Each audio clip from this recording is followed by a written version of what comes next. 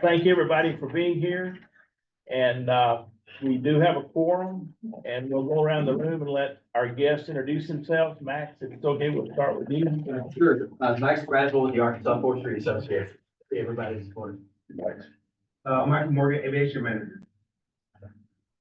Tyler Rockner, Arkansas Farm Bureau. Travis Sale, Firewatch Coordinator. How do you say Senator Cotton's office? Sorry, Alex Johnston, Department of Agriculture. Who's that young man back there? It's not willing to stand up. I'm a reporter with the Democratic. Yeah, well, we want you to identify yourself. Everybody hear that? Usually I don't do this.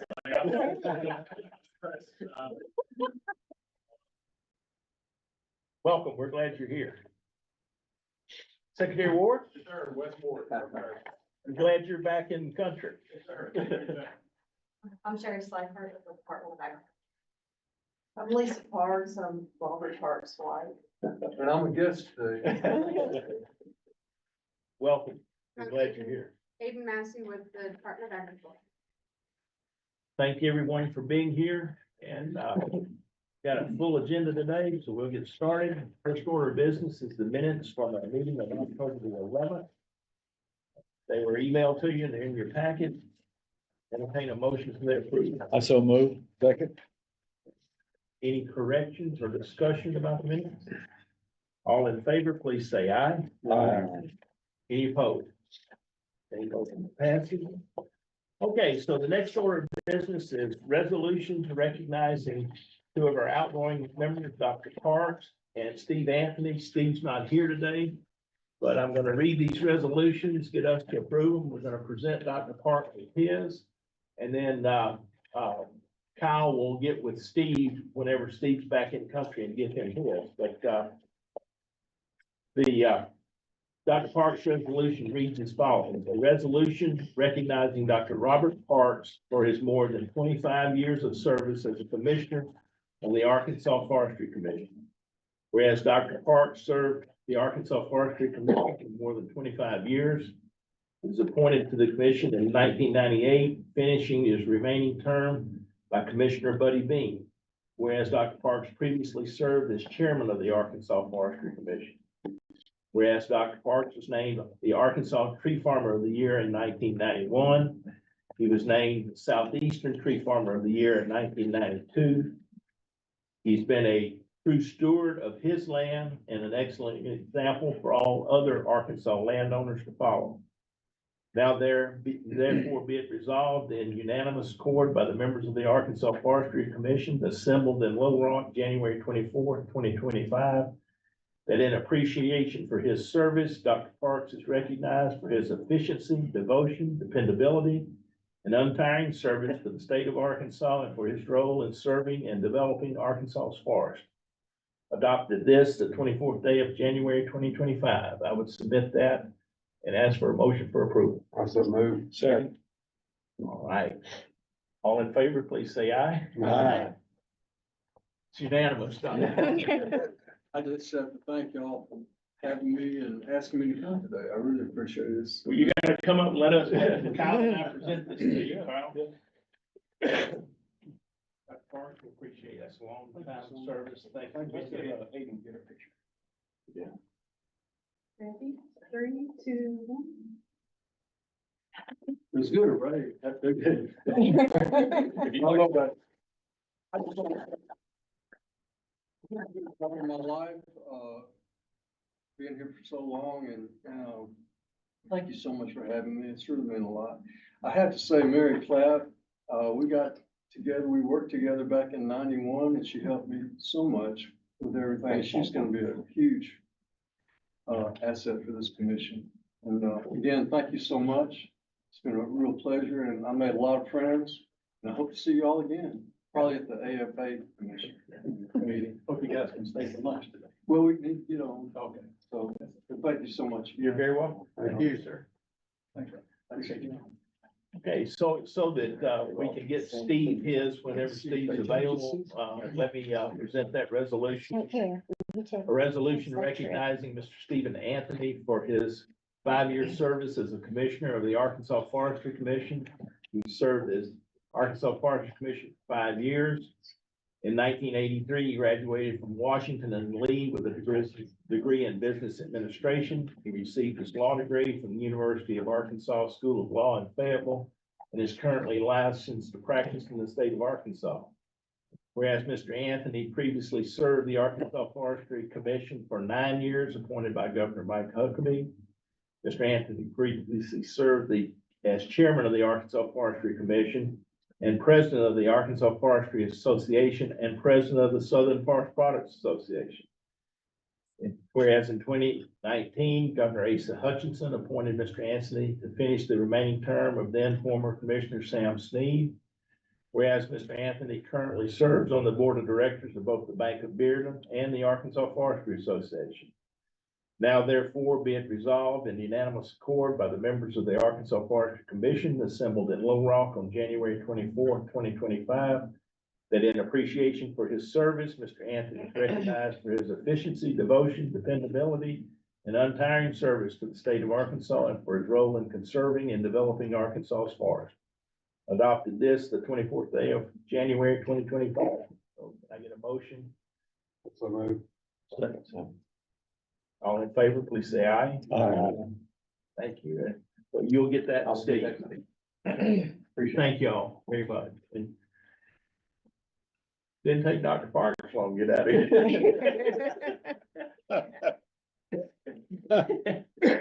After 25 years, he probably Yeah. thought he was not gonna hear anything new today. Okay, Kyle. Yeah, I'm gonna turn it over to Robert. His aviation manager is here today. I think you could speak to him better than I could. So this is final. Morgan, he's just started as our aviation manager earlier this month. He's been flying planes for about 12 years now, and we're happy to have him on board. We've been without an aviation manager for a little time.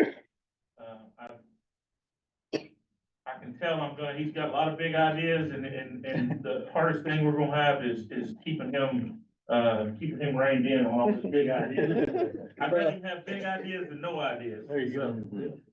I'd like to welcome Mike. Thanks. Welcome, Mike. And just a question, you've been a pilot, commercial pilot, private pilot? I got my, pilot's license at 13, my commercial in 15. I just left flying a 727 for commercial cargo last year, so been doing a little bit of everything since I went to college. He has a real diverse background in flying. Well, welcome, we're glad you're here. Thank you, sir. And then we also have Carol Mack, who some of our commissioners met this morning. And she's our new registered forester coordinator. And she moved over from the legal department here in the Department of Ag, and we are certainly glad to have you, Carol, as well. Thank you. Keep them straight. They need a lawyer watching them. All right, you're up, Karen.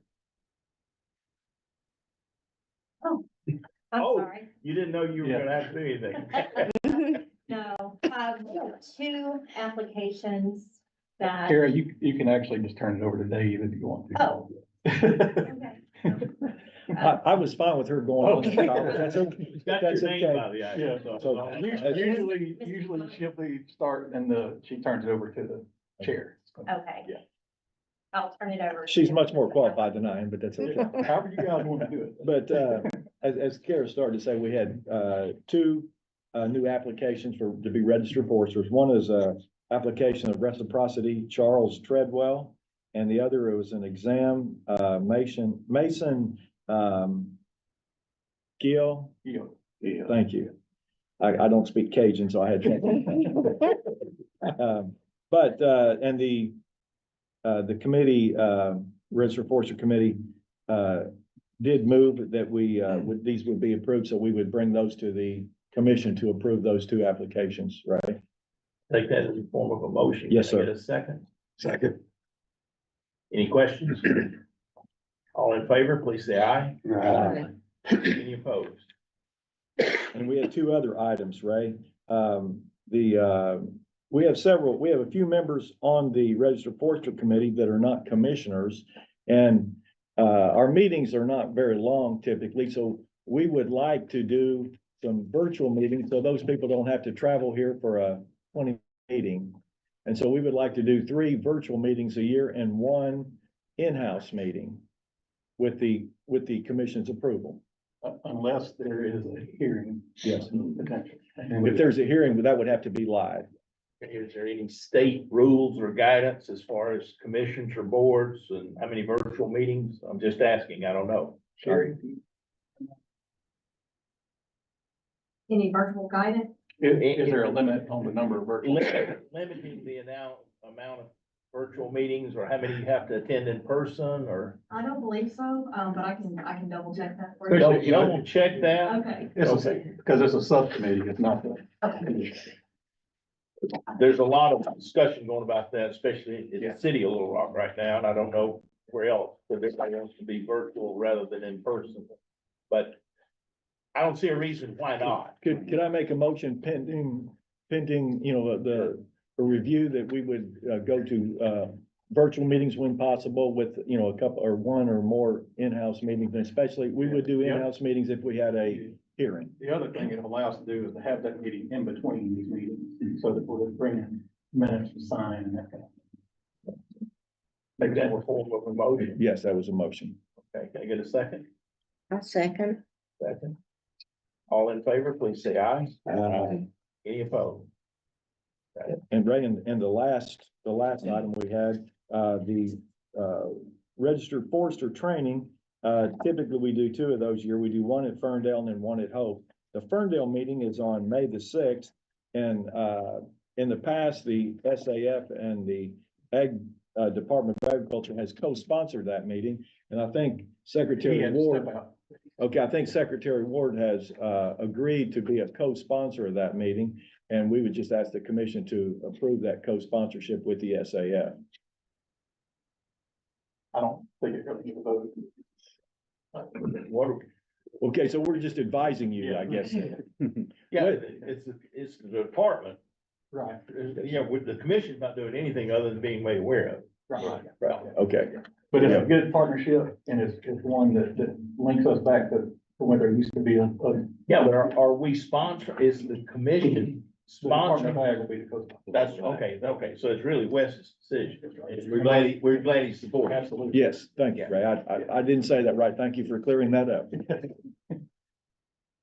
Right, And anything else? that is all, Ray. Would you like to tell the commission why y'all were so efficient today? You don't have to. Dr. Pelkey was not here.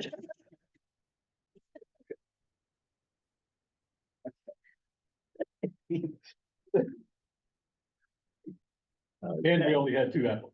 Yes, sometimes the truth hurts, but that's the fact. Okay, forest management report. Elmer Chancellor, there we go.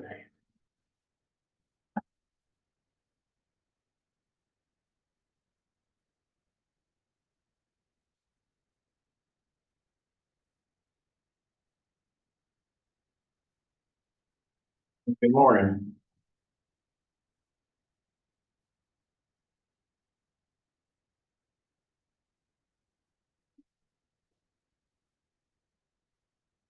I would like to begin with the update on the seedling sales. As of December 31st, 2024, the seedling inventory was about 8.2 million seedlings, and the orders were about 5.3 million seedlings. So about 65% of the crop is on the orders. As of Wednesday, January 22nd, we exceeded 6 million orders, to give you an update. And then, the revenue from the sales is estimated to be $1.7 million. We've got about 2.4 million hardwood seedlings, remaining, and our nursery manager, James Shelton, feels like that we'll be able to sell the bulk of those, so it'll exceed $1.7 million in revenue.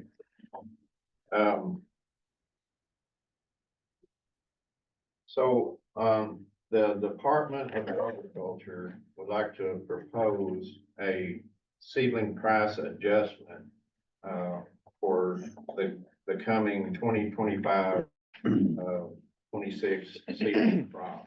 Yeah, this was handed out, it's in your, binder. And the price adjustment just reflects, added cost at the nursery. It's just making up for increased cost. Yes, sir. It's, you know, make the revenue more in line with the costs.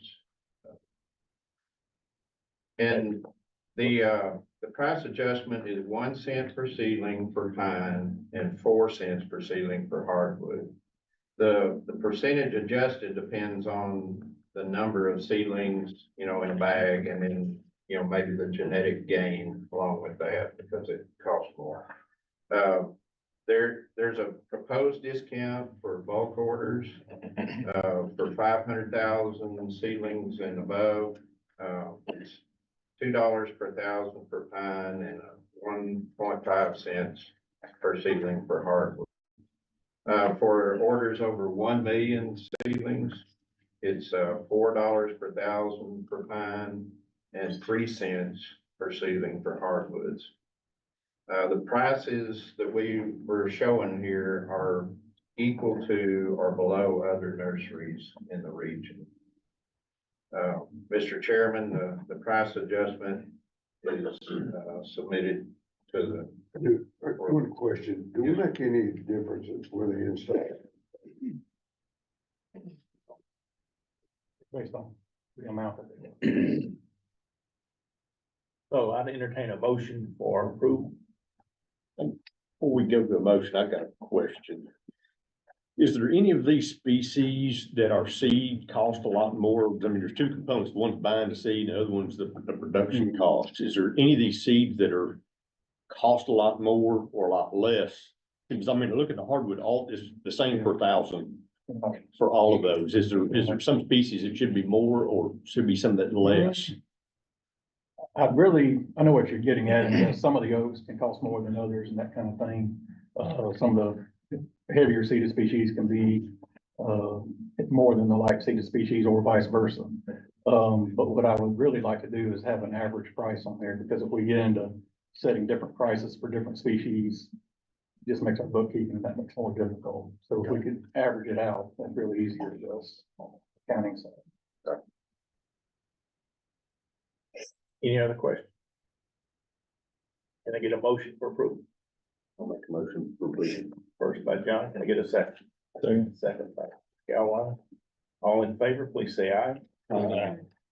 Any opposed? And I would just like to commend y'all for bringing this forward like we've asked you to do. And, you know, the key to that nursery is a critical, nursery as far as the entire South is concerned, and we've got to operate it responsibly.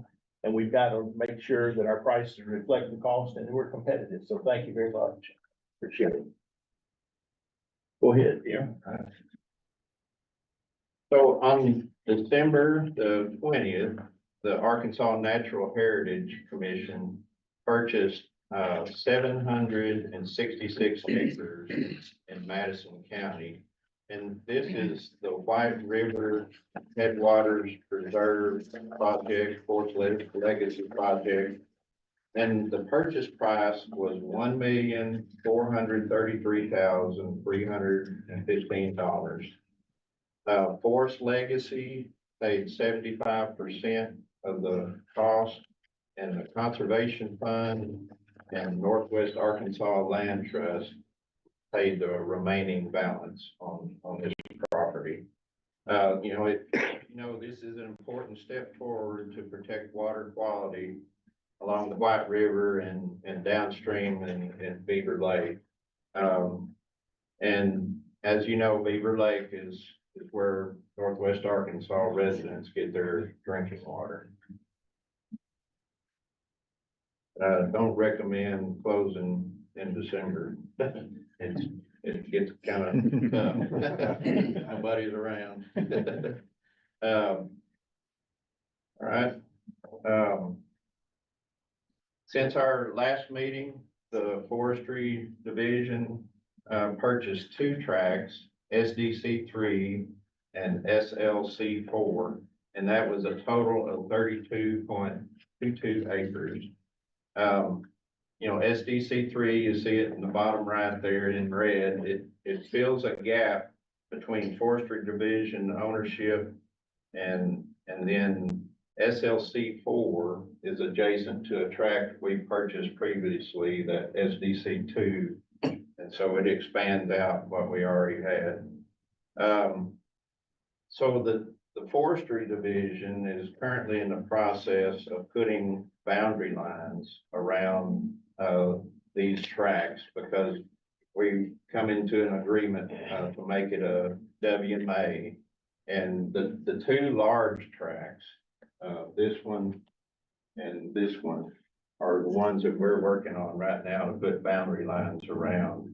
And, we hope to have everything in place by the upcoming hunting season. And we plan to meet with Arkansas Game and Fish in February to go over, preliminary, plans for the two areas.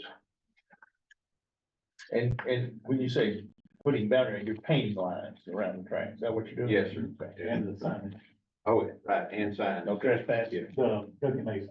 Yeah, Okay. we have a contractor that works for the Game and Fish primarily, and he's helping us on that. We're telling him where the lines are.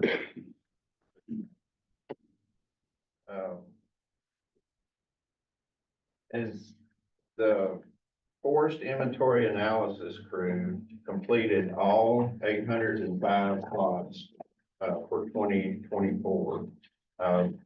The U.S. Forest Service goes behind them and does a subset of the plots, to determine how well they're doing on their plots, and they achieve 99% accuracy on their plots. And, we're very proud of our FIA crew. They work in adverse, conditions a lot of times, and they do a great job. And, in 2025, they'll be using a, survey grade GPS, for their plots, and that's it shown there. And they put that on a tripod over the point that they want to get, data on, and while they're, gathering data, well, then the Bluetooth, connection with their data recorder connects to that, and that's how they acquire positions on it. So this is part of a congressional initiative to improve, data quality for the Forest Service. Question. So the 99% that was scored on that, so what exactly are they measuring with that? The accuracy of comparing the accuracy, or what are they measuring on that 99% quality assurance? Right, they're checking to see, they take the plot as if, it hadn't been taken before, and then they compare it to what we reported to them, and so we were 99%. As far as volumes that's on the plot? Just the recorded dimensions, like the Height, species, diameter. diameter and heights, and Yeah, they're just checking the diameters and the heights and. We go out there and do the plot, and then they come back and they do the same plot, and they compare their data to our data on the measurements, the diameters of in the different trees in the plot, and the heights and all that stuff. There's 99% basically the same. Yeah. and Okay. There's a threshold there, they. Yes. okay. Okay. Well, that ends my portion. Are there any questions? Thank you, sir. Thank you. I'd like to turn it over to Chandler Barton, then.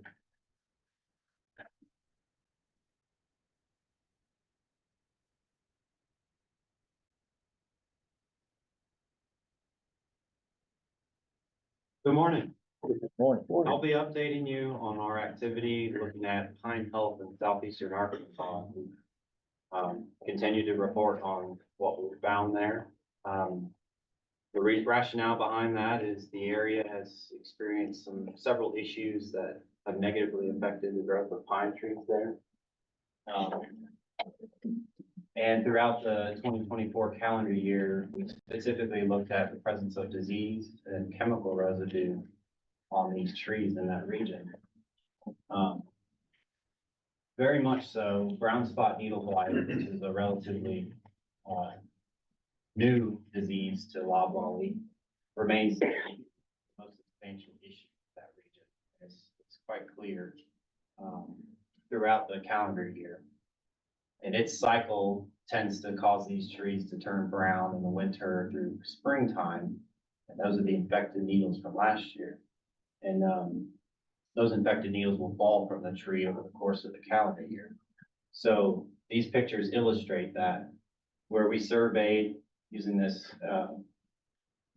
photograph from a plane on April of 2024 on the bottom left. All of the pine trees across that landscape are a dull gray color. And then as we continue to do visual assessments throughout the year, that very same location where the inset is red here is pictured to the right. In August, the appearance is much more healthy across the landscape. So that dull brown gray color to green. Now, you do see some minor instances of mortality in that particular stand. Not every location we looked at did this well. There were instances where mortality was significant, but for the most part, all of the locations we looked at improved in their appearance over the course of the year.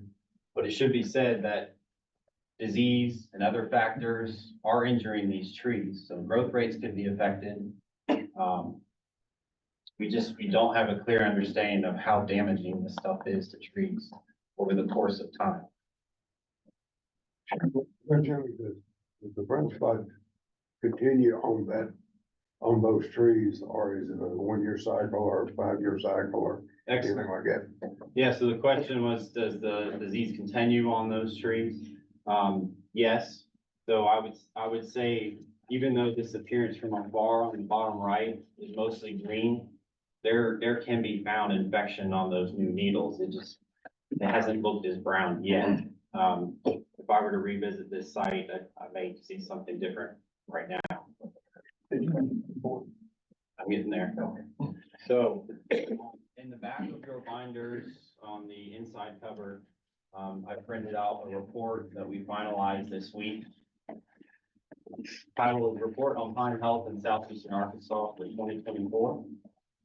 This details, summarizes everything we did last year, including our survey, but we did visual assessments as well as collected samples from various locations in Southeast Arkansas.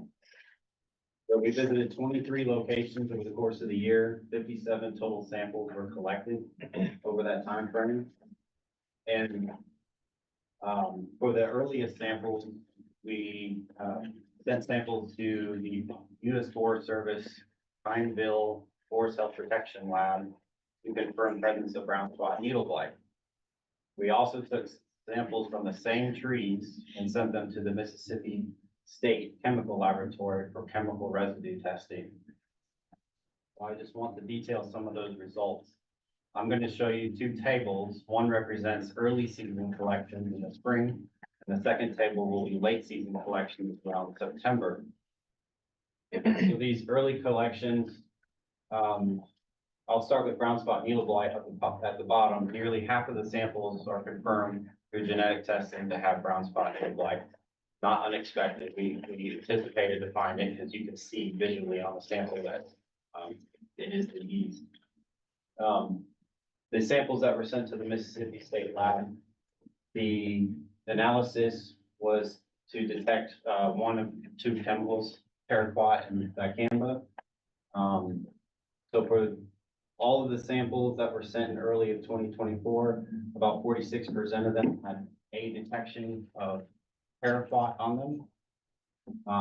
And please note that these are parts per billion. These are highly sensitive instruments. So any small bit of detection is considered a detection. And so for the other chemical on those same samples, about a quarter of them had a detection of dicamba. Later into the year, we repeated the survey and collected samples in September. And for this, I didn't replicate the analysis for brown spot needle blight. We know it's there. But what we wanted to know was seasonality of detection for these chemical residues. So for the paraquat, 67% of those samples had a positive detection and 0 detections for dicamba in September. That is to be expected since the cutoff date is a few months prior to that for dicamba. Lastly, I wanted to note that on average, all of these detections we estimated were about 0.38 miles from the nearest non-forest agricultural land use. So these trees that were sampled from were not immediately adjacent to non-forest condition. They were within the stands. Any questions before I move on? I'm just curious, probably insignificant, do y'all test any of the unaffected trees for, they're happening now? Unaffected trees? Uh-huh. So all of the trees that we sampled were symptomatic and they were representative of the stand. So So, but if you go outside that area, if you took a sample, can you tell whether they have any paraquat or dicamba on the, visually, um, no, sir. I could not tell you if it was affected by these chemicals visually. so only if you're testing only the Tree that shows some type of symptomology over the tree. I mean, that doesn't mean you couldn't pick it up on. I was just curious if it was showing up on the other ones and didn't affect the trees and the brown spot needle disease. Yeah. Like that. Yeah, is it showing up in the healthier trees? Is Right. that what you asked? Right. Is it? Yeah, and that's on the last page, there's 3, future research needs there, and, I think that number 2 there hits what you were talking about, yeah. And you said the research in the cumulative effects of the and abiotic factors detected is also needed. And then there you'll see, we said the research should include impacts on stress versus unstressed pine trees. To your comment, so we sampled symptomatic, very much brown trees in spring. Okay. Photo. We sampled the same areas that were very much green, not as discolored later in the year. And, the results, The numbers, that's what we're seeing there. So what do you think paraquat and dicamba lean towards? Is there a relationship between that and brown spot? Or does it make it more susceptible because these chemicals are in the air to brown spot? I do not know, but those are some good research questions. I would like to point out, our mission when we started this, because there was a lot of speculation about this is killing the trees, this is killing the trees, was solely to identify concretely the contributing factors. Yes. And I think we've done a good job at doing that. There are now many questions about thresholds of chemical, repeated exposure, combinatory impacts from weather, disease and chemical, trying to identify, and that's really a charge potentially for our new Forest Health Center down at Monticello. And so Chandler's done a great job working on this, and David Blythe, his new Forest Health Assistant, and I'll turn it back over to you, Chandler. So we can't say, nobody's saying right now there's a correlation between the chemical and the brown spot. That's an unknown. But we do know it's drifted, and it's drifted in pretty good ways. The closest 0.38. That concern, I'm the chair of That's the the average. pesticide committee on the plant board, so I'm looking at it through the plant board eyes too. And so that's concerning to me that we're getting that kind of drift, that far away. Is not affecting hardwood in any way? Chemical. So, I can give you a little, on the paraquat, the research has shown that it will, injure those trees a little bit, and they typically recover. Now, dicamba is a different critter on hardwoods. We picked up a little bit of dicamba, but we haven't picked up a ton of dicamba. Frank, we know in 2021, plant board did the Dale Bumpers, White River, it's about 160,000 acres.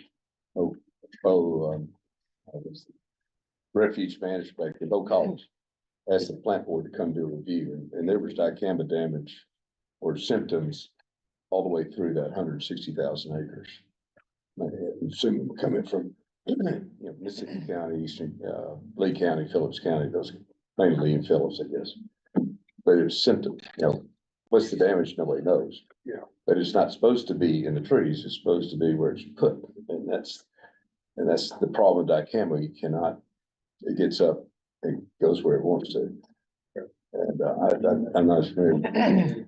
Paraquat is something that's concerning to me to see that much paraquat. Right for that. Yes, John? And looking at the data here, first time I've seen it there, but I look like in Lincoln and Chico counties, and especially early, it's 100% of those samples had paraquat damage on those, in those counties.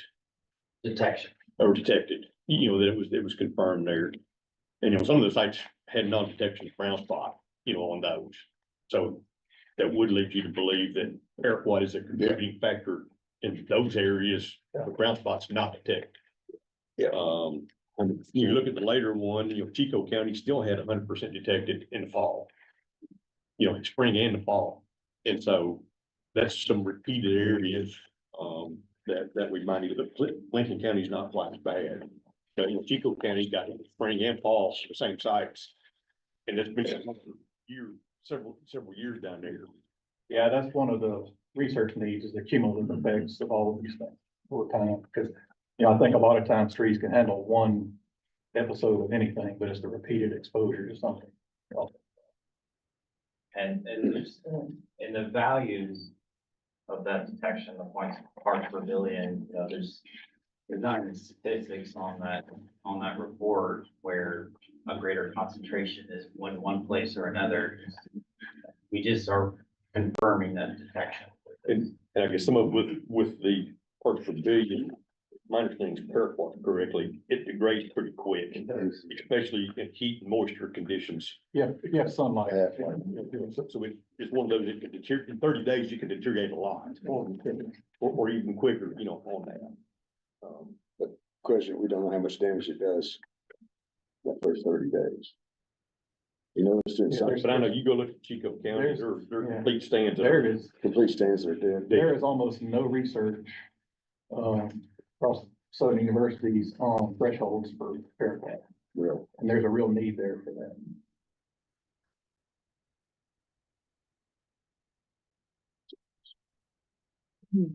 More questions? I have one. What are we gonna do now that we have the report? Is that the report for the commission? I think that's the next slide. Yeah. My service to this agency and to Arkansans doesn't stop at writing a report. So, I wanted to offer the next steps, and one way that I've thought about coming about this is with Kyle's help. We applied for and are receiving funding to cost share reforestation efforts, if anyone so should choose to do that. Ideally, we want to have a resistant pine in reforesting pine, but we don't have that right now. So if anyone should choose to reforest pine into hardwood, this is the cost share program that we've come up with. So we sent a proposal for $2.5 million for a competitive grant from the U.S. Forest Service for that purpose. This is cost share dedicated to reforesting that particular region that's been affected. And so with that, the goals of the funding is for site appropriate native hardwoods. And the basis for the cost share is NRCS cost rates for replanting, as well as emergency forest restoration rates for removing the dead timber, because that is extremely costly in itself. So I hope this can aid some landowners in the area that have experienced mortality. This picture right here really was what drove that funding request. I would imagine that landowner is pretty worried about replanting as well. Tell me, John. Oh, Chico County. And this is in Chico County, correct? The worst that we see not, like the other pictures I showed you earlier where it's diseased and then recovers to a green appearance. That's generally the case farther west you go, but in Chico County, there was a lot of this. Does someone else own the land adjacent to this site or does he own Yes. it? It's a different landowner. I sell it to the adjacent landowner.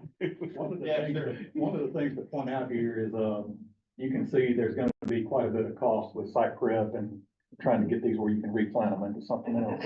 You know, landowner can choose whatever they want to do with the property, I but understand, but it's not going away. Basically, what you determined is the paraquat, the dicamba, is not going away.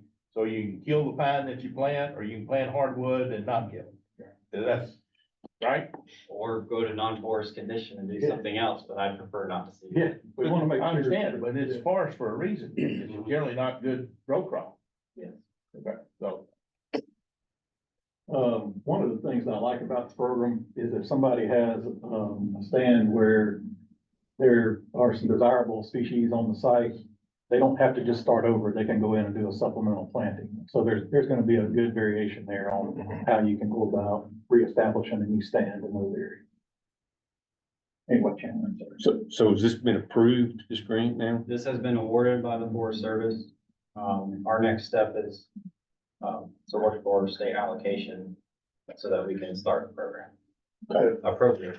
Same process. When would y'all anticipate an application time? For this summer, now, that may be too late to see something like planting put in the ground that next winter, but this is a 5-year grant, so we don't have to get something in the ground next year. Who's gonna administer it, y'all? That's what we're working on. Okay. Oh, we're administering. But we're working on the actual person that's gonna administer. That's why it's gonna take a little time. How do you advertise to landowners that this is available? Chandler, did you want to answer that? Well, my prior experience with cost share program is the Southern Pine Beetle Prevention Program, and we use a lot of partners to advertise that. I'm gonna be speaking at the Foresters Workshop in Ferndale later this year, so that might be my first opportunity to start sharing with a wider audience. There's gonna be a lot of word of mouth from those announcements, I would say. Would say the extension forester would be the perfect place to. We're gonna have, the educational side of this will be a component also. There needs to be some outreach to ag and forestry in that area.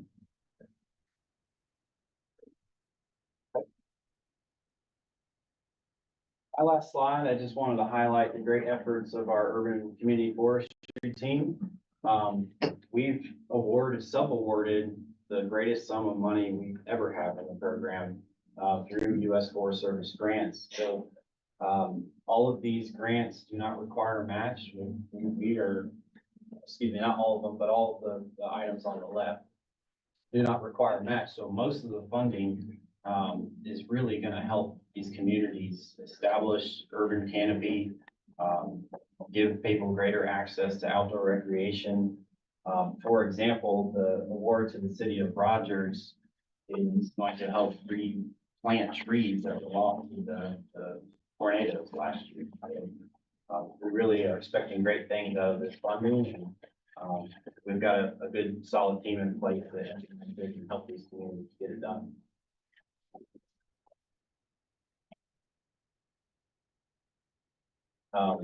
All of these recipients and the amounts they received are in your management report that was sent.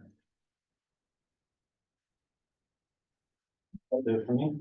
Thank you, Chairman.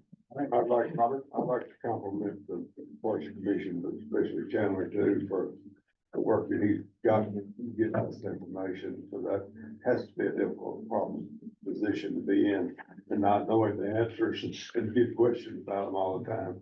And preparing those reports and saying for us, you've done a very good job. We really appreciate your effort that you've done. Thank you so much. I couldn't do it without Kyle. It's been great. I know. Thank you. Robert?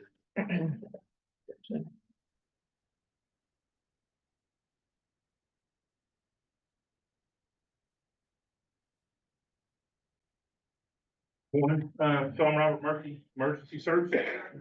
So we'll start off with a fire report. So this last quarter, we actually finished the quarter, above our 10-year average for fire occurrence. That is pretty much solely there because of October, where we saw, historical average fires or our historical number of fires where we met or exceeded some historical averages, which we haven't done that in fire in a while. Our 10-year averages are way below our historical averages. But we did finish the quarter just a little above our 10-year average. We finished the year just a little above our 10-year average as well. That's again, mostly due to October. We finished the calendar year of 2024 with 1,087 fires for 19,131 acres, which is up from what we've been seeing in the recent past, excluding 2022. So just to kind of give a comparison, this was January 16th drought monitor from last year. So this is what was in your presentation last year when we had our commissioners meeting in January. And this is our drought outlook for yesterday. So we're in considerable better shape than we were going into this year than we were last year. So we'll see how it goes. The climate forecasters are not expecting us to see much drought established or occurrence in the state through April anyway. So we're expecting a pretty normal spring, but that doesn't mean we won't see fires in the spring, especially with the dry vegetation, winter cured vegetation. We can have fires even when it's pretty damp out there. So we'll see how fire season progresses as we go into the next couple of months through February and March. So a little bit on our training report. Again, training is a big deal for us. Some of the things that we're trying to do, or we have done in the last quarter, we held our burn school, which we do that through a partnership with a lot of different agencies, a lot of different state cooperators. We have 50 students that go through the school. It's one school out of Camp Robinson. We had 11 departmental employees that went through the school. And that's generally for our upper level county forester, county ranger, folks that are going to be leading our prescribed burns at the county level that attend that course. The basic fire course, that's our base level training for new employees. We are trying to do that more often than what we used to in the past to make sure that our employees aren't going a really long time from their day to hire before they go through that basic type training. So we held one last quarter and had 12 students go through it. We're scheduling another one for February to try to get another small group of students go through that. We also did a staff ride for our leadership training up at Pea Ridge. We had 25 go through that. That was a big hit. And that's the largest number that we've had go through just our folks. We also did some physical fitness tests. We're required once a year to do a physical fitness standard, meet our physical fitness standard, which is a 1-mile walk in 16 minutes. And we did that in 2 districts, districts 4 and 8. The remainder of the districts will probably happen either late this quarter or early next quarter. Usually it's March and April when we see those walk tests place. I think August will be. You can tell me. That's when the fire's gonna be here. But so we'll try to get those worked in the next couple of months. We did have one person go and sit through a new course that the National Wildfire Coordinating Group, which is kind of the national level agency that does all of the wildfire training. We had one person go and sit through a new course at S320, which is an introduction to incident management teams.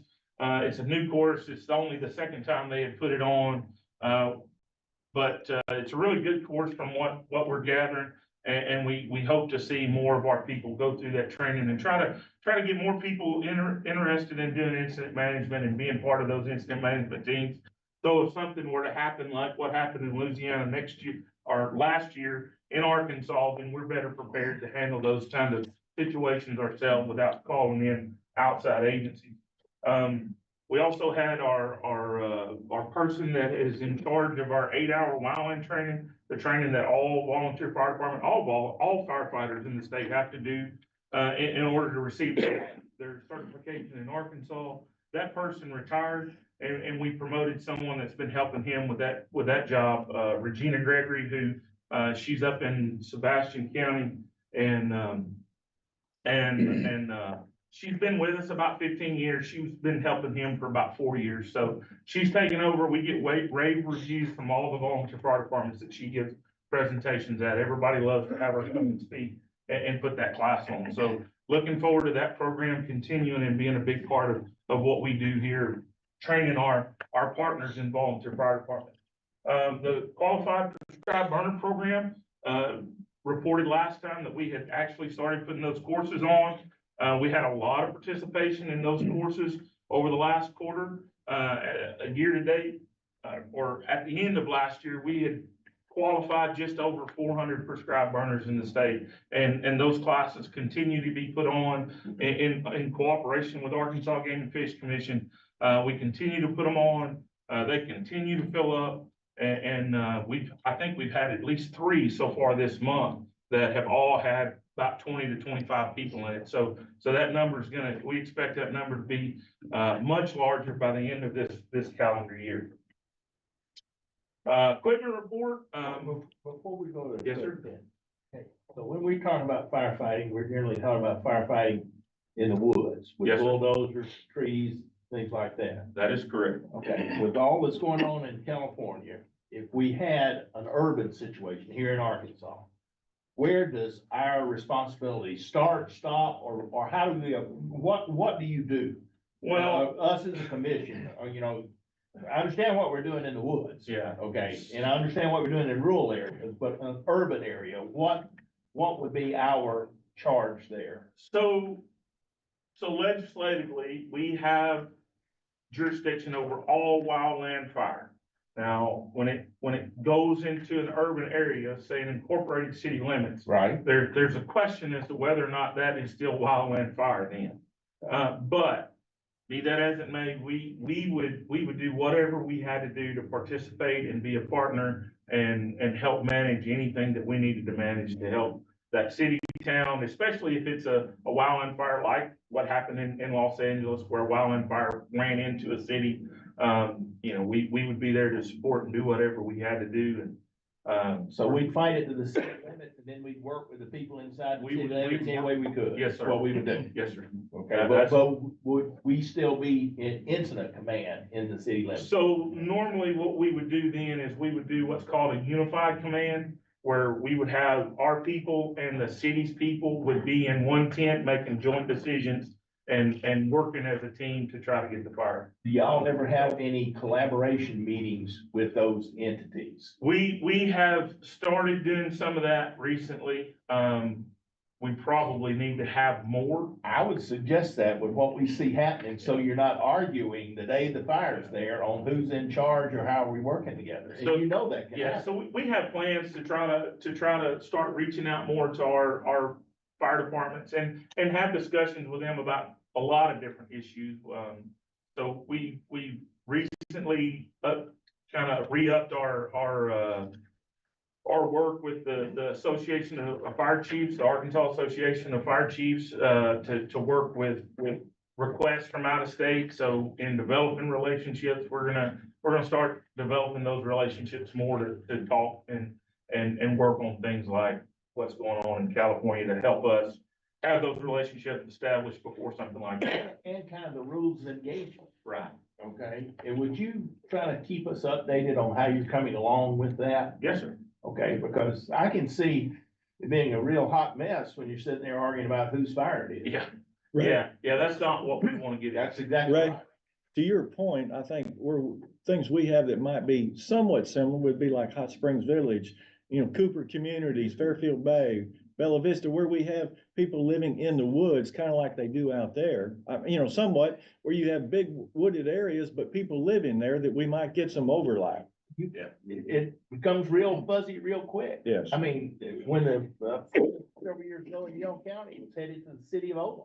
Yes, sir. Okay, well, now Ola probably wasn't ready to fight that fire, but you're basically saying you'll follow the fire as long as you can follow the fire until somebody else is taking care of it. Yes, sir. You'll do what you can. Yes, sir. But I think, having an understanding with communities here and y'all understanding, establishing a protocol, I think would be valuable. And I think our communities with our rural fire, volunteer fire departments, we have that with them, I believe. I believe it'll be more with our municipalities. Yeah, it would be, the places that we lack a lot of communication with or have in the past have been the larger municipality departments. We work really close with our VFDs already, so it's, once we get into the bigger residential areas that we start not having a good communication. Well, that's where the biggest exposure is gonna be, and that's where the biggest loss is gonna be. That's correct. Do all of your fire crews go through incident command training? They go through basic incident command training, but the more upper level and more advanced training, not everybody goes through that, but that's something we're trying to push and encourage our folks to get more involved with. We've been trying to develop a type 3 incident management team, and which is just that's kind of the entry level for incident management teams. And we're one position away from having a nationally accredited type 3 incident management team. But that one position's giving us a little problems. There's not a lot of people interested in planning. So, and that's the position that we need, but we're working and we're starting to reach out. That's one of the things one of the ways we're gonna start trying to work with some of these larger departments is to reach out to people like the city of Little Rock, Fayetteville, some of those places, to see if they have someone that's accredited nationally within the structural side that can do plans, that maybe we can do some cross training and get them up to speed on wildland fire really quick, and maybe draw experiences to help us and to kill two birds with one stone, help us out with developing that incident management team, but also start building those relationships that we're talking about now. And what is a staff ride? So a staff ride is taking a military battle, and looking at the decisions that were made in that battle, and then taking those decisions and those leadership styles of the generals and people in charge of that battle, and relaying that back to today's world. And decisions and leadership are the same, whether it's in a battlefield or even in a business setting. But that's something that we've been working on the last couple of years, trying to develop more leadership and train our people in leadership, good leadership within our division and the department as a whole. I wanted to step back to your point for a second. Here in a moment, this is pretty timely. Robert will be introducing our Firewise coordinator, and that will demonstrate some of the proactive work that we do in municipalities, communities around the state. So yeah, we shouldn't say we're not working with them. We are working with them. Right. On the proactive side. Don't forget Jonesboro.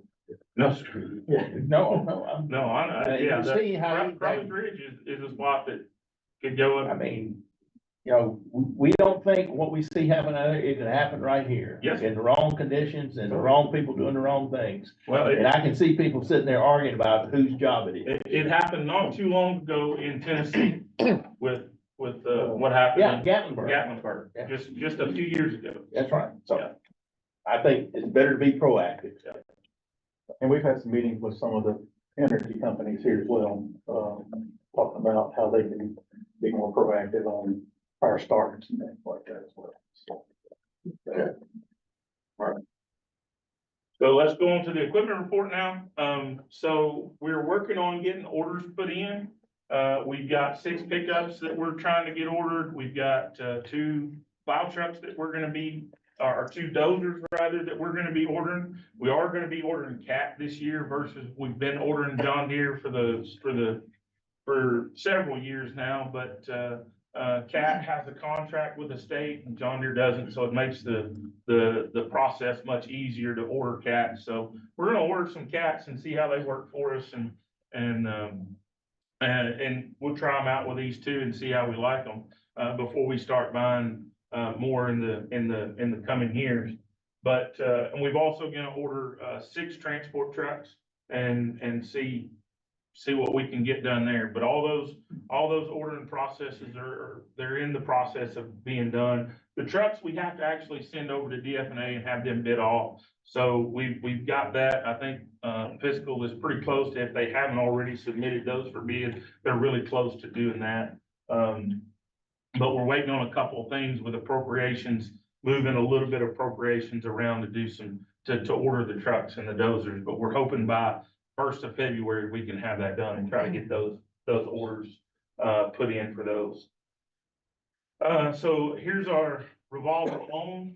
This wasn't on your agenda, but Mr. Ray asked that I include this. So, this is back in. We don't have to vote on it to approve it. This is just for informational purposes, but we have a revolving loan program at our rural fire, division up in Greenbrier, where we do interest-free loans for fire departments to either purchase or to fix equipment that maybe we picked up, federal access equipment we picked up or things like that. So we did 3 loans in the last quarter for $16,000, just over $16,000 to 3 different departments for, they did a pump, an engine, a water skid unit, and then, did some repairs on a pumper that we picked up federal surplus for one of the departments and loaned them the money for that. And then, they pay it back over, the maximum is a 3-year payback, but, most of them, just depending on the loan size, they either pay it back in a year or 2 or whatever it takes. But, so that's what those are the loans that we did last quarter.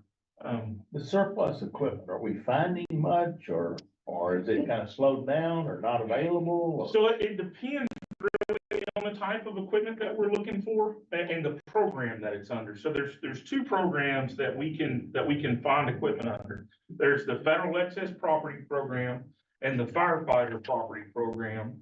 The Firefighter Property Program is an ownership program where we get the equipment, we get it in service, it goes to the department.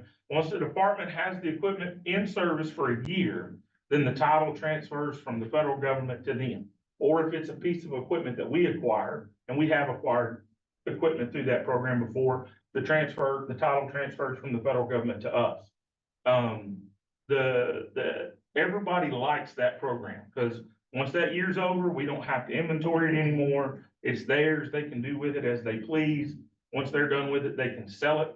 The Federal Excess Property Program is just a loaner program where they get the equipment, but the federal government retains ownership of it. The ownership never transfers. So when they're done with it, we have to get it back. And then if it's serviceable, we can put it back in service. If it's not, we have to sell it or return it to a DOD installation for them to sell it. So everybody likes the ownership program better. It's a lot less paperwork. It's a lot less headache. And then they actually get some monetary value out of it at the end of it if they want to sell it. But we have trouble finding the FFP program equipment. There's a ton of people wanting it. But we can generally find a little more equipment if we go through the FEPP program, just because there's not as many folks. Now, the federal government is trying to push as much to the ownership program as well, because they don't want to have to deal with the paperwork of keeping up with it for perpetuity either. Because some of this stuff goes in the field and it may stay in the volunteer fire department's hands for 20 years. They don't have to worry about keeping up with it. We don't have to worry about keeping up with it, but everybody likes that program. So it is a race to catch that equipment once they post it online. We used to get equipment, send it down to the prison and. We still do. We Yes, sir. still doing that? Yeah, we're still, that's probably some of the stuff that Okay. some of those. So that's still going on. If it's Oh, yes, sir. appropriate, they're still doing what they Yeah. normally do, Yeah, work on it, if we paint get it. it, we have to do what's called a D-mill process, which is changing the color. It has to be, and there's approved colors. It has to either be white, yellow, or red.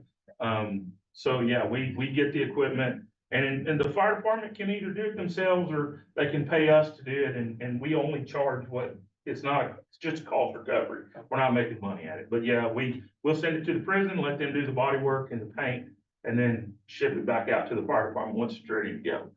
Thank you. Any other questions for me? That's the end of my report.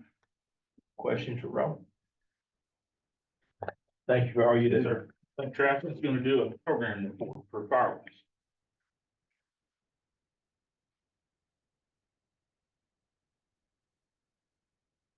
Travis is our Firewise coordinator, which as I stated was kind of timely. Everything going on around the country and the media attention on communities and wildfire, and Travis does a really good job, and look forward to what you have to share with us, Travis. Thanks, sir. Well, good morning. Travis Hale, Firewise Coordinator. Work out of the Greenbrier office. There with one other person that helps implement this program across the state. Firewise USA is a national program administered through the NFPA. We also partner with the Forest Service to receive funding to help get some grant money out to the volunteer fire department. Volunteer fire departments are one of our primary audiences. We use the fire departments across the state as a liaison into the community to work with the community. They're right there, handy and convenient with them. So, what Firewise is a prevention program that we look at in the community, and it's wildfire preparedness for homes in the urban interface, as we've talked about. What we like to do is get in that community and talk to homeowners within that urban interface area about things they can do to prepare their home for wildland fire. And in the event of a wildland fire, their home can be saved with very little things to do out there for the firefighters. So that's kind of what it is. There's two different approaches we look at when we talk to them, is the mitigation side, reducing the fuel. And when we talk about fuel, that's basically any leaf litter on the ground, grass, limbs, any flammable fuel on the ground. We try and get in there and show them how to mitigate that fuel. The fire departments do a project every year, at least one of those. And then they talk to homeowners about things they can do to reduce that fuel around the area. The other thing the fire departments do within communities across the state is they educate homeowners on individual homeowner efforts, things that they can do. So for example, a lot of our fire departments that are involved in the program, they will hold a fish fry or a trunk or treat. A lot of them do that around Halloween. And they open the fire department up. They have the community come in. The fire department will talk to them a little bit about the program, give them some brochures, give them some checklists that they can put on at their house in the garage of things they can do to prepare their homes for these wildfires that we do have. So a lot of good things, a lot of efforts go out there for our fire departments to help the communities out there with that. Some that, and also on that, when our fire departments, they complete the program, they complete all requirements, they are nationally known as a Firewise USA site. We give them 2 metal signs where they can put at the entrances of their towns, and I'm sure y'all have probably seen some of those, basically signifying that they are a Firewise USA site. So once they complete that investment and that process, they are in the Firewise program. Some of the things we do, create and heighten awareness, some of the goals. Naturally, there's a lot of folks move in to the state that may not be aware that we do have wildland fires here in the state of Arkansas. So a lot of that, our initiative is to let them know we do have some fires. So making them aware of that. Increase individual homeowner mitigation efforts.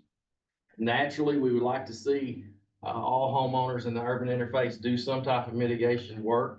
That way, the chances of saving their homes goes up. So that's part of where the volunteer fire departments and we work to educate them and help them on that. Provide sustainable fire prevention plans. When the fire departments get involved, we set up a meeting with them. We talk to them about the program. We complete what is considered a risk assessment. We look at how their community, what risk they are for wildland fire, how high risk they are. Once we complete that risk assessment in their individual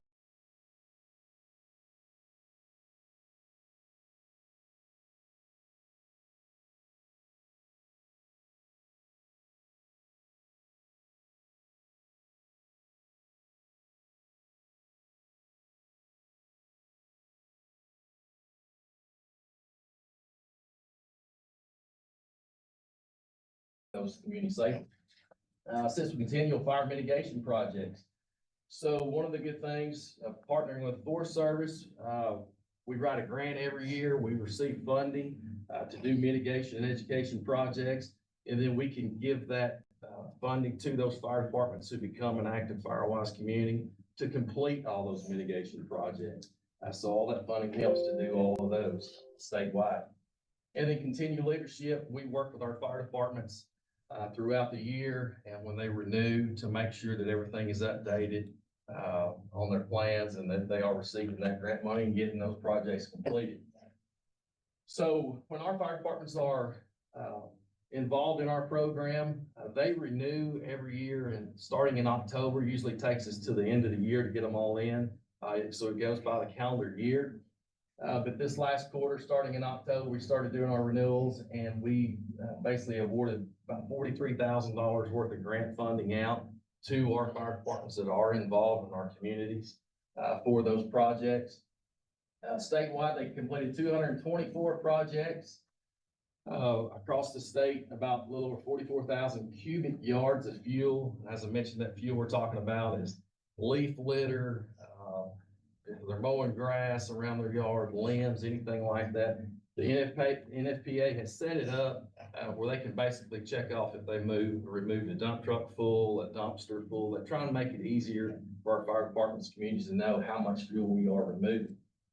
A little over $5 million worth of risk reduction investments by the VFDs. So the national federal volunteer rate is $33, I believe, 84 cents an hour. So the time that the fire department spend, the community spends out there, any volunteers that they utilize, where they use a church group, if they use a 4-H group, anybody can help them complete this project. So it is all of them out there working together, the fire departments, the communities. They can all utilize all the help they can get to complete this project. So it is a group effort, good partnership for them. That they use the hours they spend, the money they spend.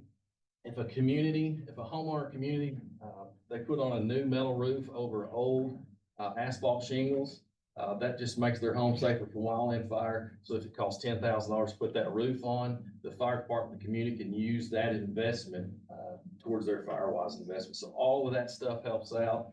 And that's just another way for the fire departments, communities to work together to reach that goal. Right now we have 67 active communities across the state. You kind of see they're all spread out across there. The 67. We have communities, the first slide there, that's down in Montgomery County. They've been in it for about 15 years. We have some that's been over 20 years.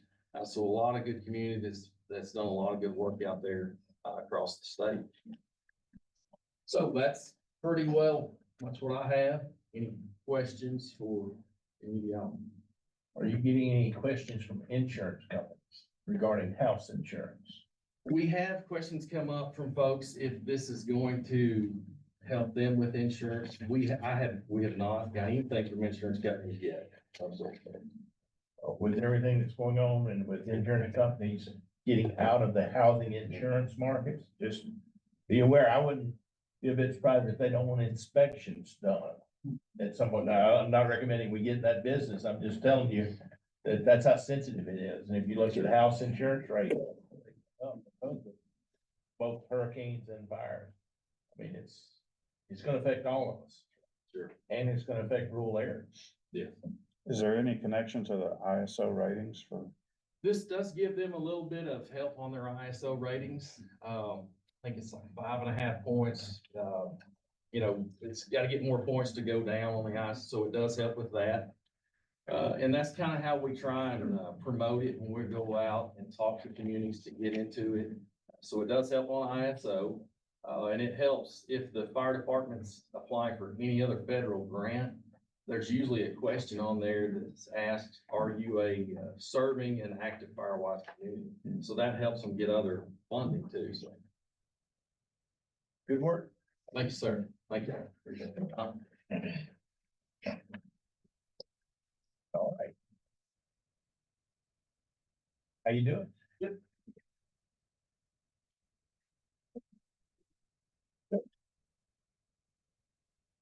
Wall, Darren Spence, I'm Deputy State Forester. I just had some quick update on what our districts across the state have been working on this past year. Smoking Bear kept the road hot. He visited, 110 schools and events. Our field also, conducted 113 prescribed burns, treating over 8,000 acres. Constructed 104 miles of fire lanes, and our foresters prepared 615 measurement plans or recommendations on 43,000 acres. We also provided advice to over 3,400 landowners. Altogether, those landowners own 276,000 acres. Down at Poison Springs, something we're currently working on, our team's putting together timber sales for the season. So we got 4 timber harvests planned. One sale has been awarded already, and then they've actually started the harvesting process. But it sold for $26 a ton, so a little lower, price is a little lower than last year. We currently have one sale out for bid. We'll accept those bids next Thursday. It's 233 acres, and we got 2 more tracks we're working on, and we'll be putting out for bid here in the next few weeks. So we actually have 2 active logging operations, keeping our folks busy down there and doing good stuff. That's all I. Darren, when we do these timber sales, you know, you show the estimated volume, and then is there any do you do any follow-up on that then with the estimated and what the actual was, and to see, you know, what the comparison is there? Yeah. I believe our pay as cut sales, we're usually, it overcuts, our estimates are usually a little low, but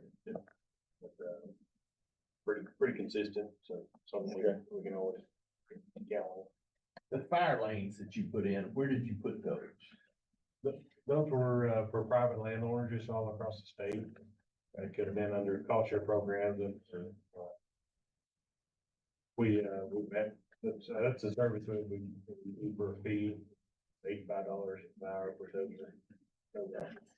And SFI audits? SFI audits? Yeah. Yeah. You need to put that on there, Yeah. credit card. No, Yeah. we appreciate it, I'm serious. I mean, y'all do a tremendous amount of SFI audits, and with the changes that are taking place in markets in the state, they're very, very important, and candidly, we'd have a hard time without the services y'all help with. So, Yeah, we do a lot of help with tree plump, which is a great program, and, we're actually gonna be helping them with the audit, tree plump that's coming up, so. that's important. I mean, we don't have an SFI program without you. Okay, it's hard to get people to help us with the audits and keep everybody current, right, help them with the plans and everything, so it's all a team. Yeah, we're proud of our folks out there in I 25. just want to give you credit for what you do. Appreciate it. No, it's true. How do you determine whether you do a lump sum or pay as cut sale? Now you get So the pay as cut, a lot of times will be on, thinnings, and then the lump sum, if we're gonna do a final harvest. Okay. We've been looking at planting a lot of these tracks back in short time, just trying to get some diversity on them. Alongside. Yeah, that Poison Springs, State Forest is unique. There's actually some slash pine scattered around out there. You know, occurs primarily in Louisiana. And then there's a lot of short leaf out there. And so, while we do have loblolly out there, we do like the ecological side of things and having some diversity in species across the site. Those are unique soils out there. Further questions for Darren? Thank you, Darren. Thank you.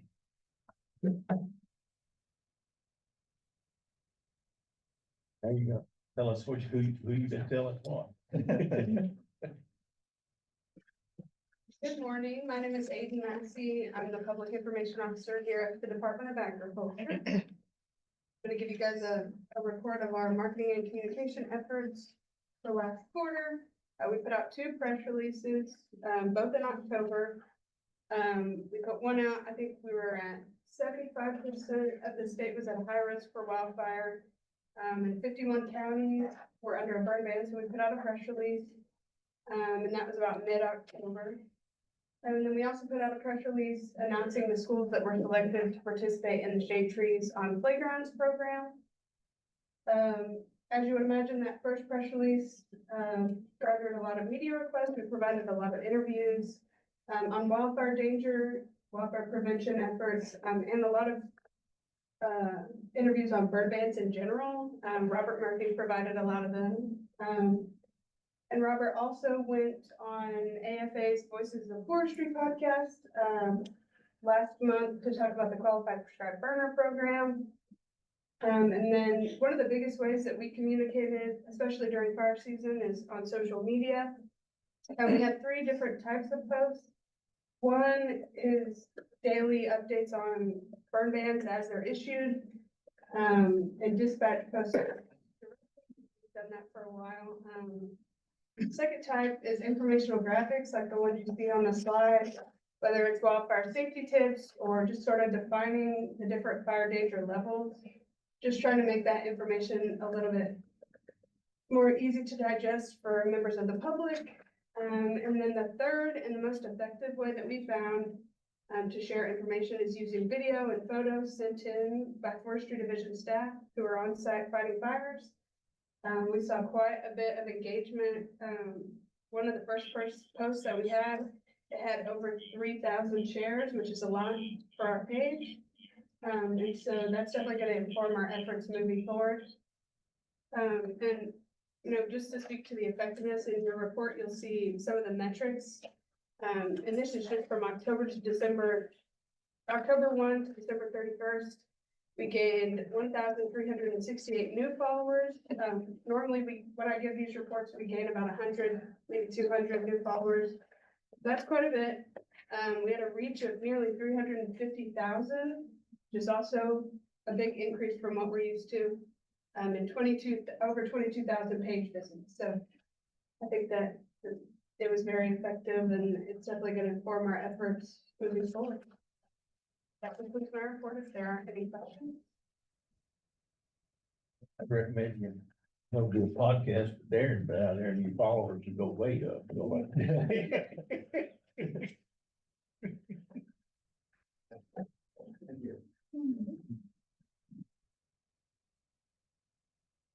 I'll do a quick, human resources report. We had, as of last quarter, we had 233 filled positions. We have, 25 positions advertised and 24 that are not advertised, so 280 total, working to get those filled. And just really, nothing really changed there too much from the last report we gave. We did 232 last time. We're still working in Southwest Arkansas and D2 and D4, trying to beef up our staff in the southern part of the state. Doing pretty well in the other districts as far as staffing percentages. Really a lot happening. Human resources. And is it fair to say it's still pretty thin out there as far as candidates or? For forestry positions, it's thin, and then, you know, what you run into in South Arkansas is there's a lot of other industries and stuff, so our rangers get to try to hire down there, there's a lot of competition for that position. And that's fixed to get a lot of work. Yeah. With the lithium. New industries coming. Questions for Kyle regarding human resources? Noosa? Sir. How are you today? Good. Good. Thank you, Mr. Chairman. Good morning, members. I'll be presenting the division's financial report for the period ending December 31st, 2024. So overall, on the financial report, the division is looking pretty good.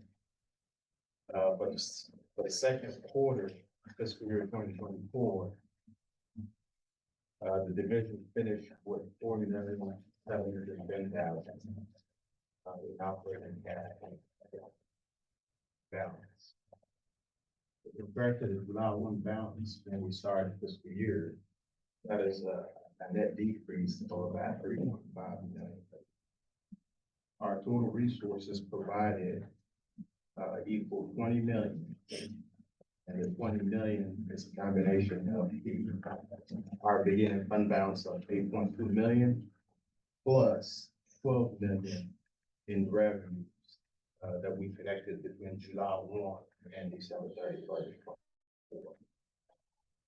And as you can see, through the end of the second quarter, timber severance tax is slightly down compared to last year around the same time. Acreage tax is slightly up compared to the last year around the same time. So going into the third quarter, we're expecting those numbers will improve. Our total cash expenditures equal 14,474,000. Again, with the second quarter being 50% of the fiscal year, less than 50% of the total overall budget was used up through the end of this reporting period. We'll keep watching our fund balance going into the third quarter, and operation will keep operating as planned. Also included in your financial report is a copy of the Boston Nursery financial through the end of December. And that will be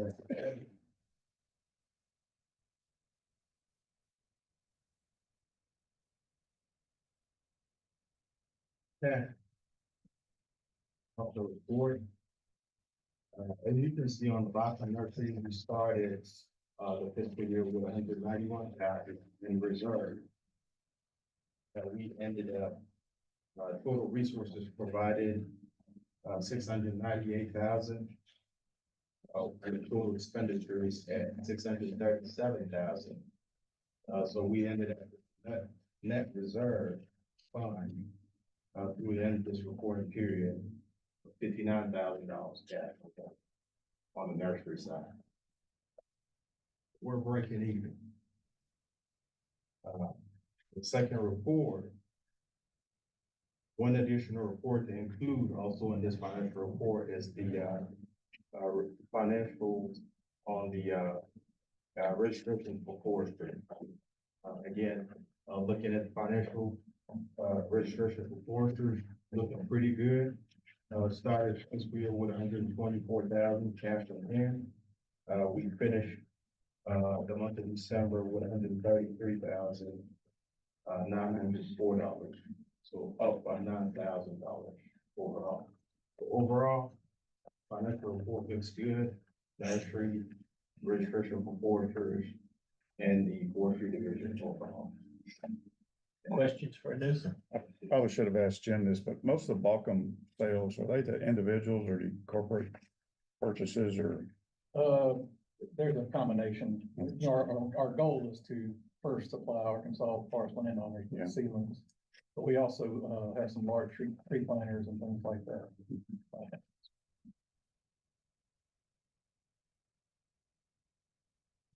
Sir.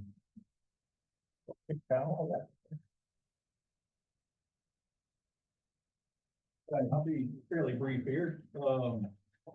Just want to say I'm very proud of all of our staff's efforts. You've seen this morning the hard work that we're doing, and just really proud of the staff and the field personnel we have and the job. The efforts this previous quarter are just really evident. On the wildfire side, we got tested in October pretty significantly. We had quite a few fires across the state we were getting really dry before the rains in November came in. Just want to thank Robert and Darren and our district personnel for the great job that they've done. The seats were really important to us in October, so the single engine air tankers blew quite a bit, and they were really useful to us during that time. We're doing very well on grants and cost share programs. I want to thank Jim and Chandler for all of their work in that area, as well as our urban forestry staff. They've done a really good job with the urban and community forestry grants. You saw the Southeast Arkansas cost share program that Chandler's working on. We have the temporary bridges grant that we're waiting to hear back on. The workforce development work that we're going to be, grant we're going to be working on Max and AFA on, and really appreciative of those efforts. We have an opportunity for the White Oak Initiative working with U of A Division of Ag, back on that, through some NSR, US Forest Service grants. So just a lot going on there, and really appreciate that. We made some strides on equipment replacement. We're not where we need to be, but we're getting there, and Robert showed that earlier. And then I want to thank Secretary Ward. He really went to bat for us, with the legislature in the fall, talking about positions and salary. And I'm really optimistic that we're gonna have a solution for some of that coming up.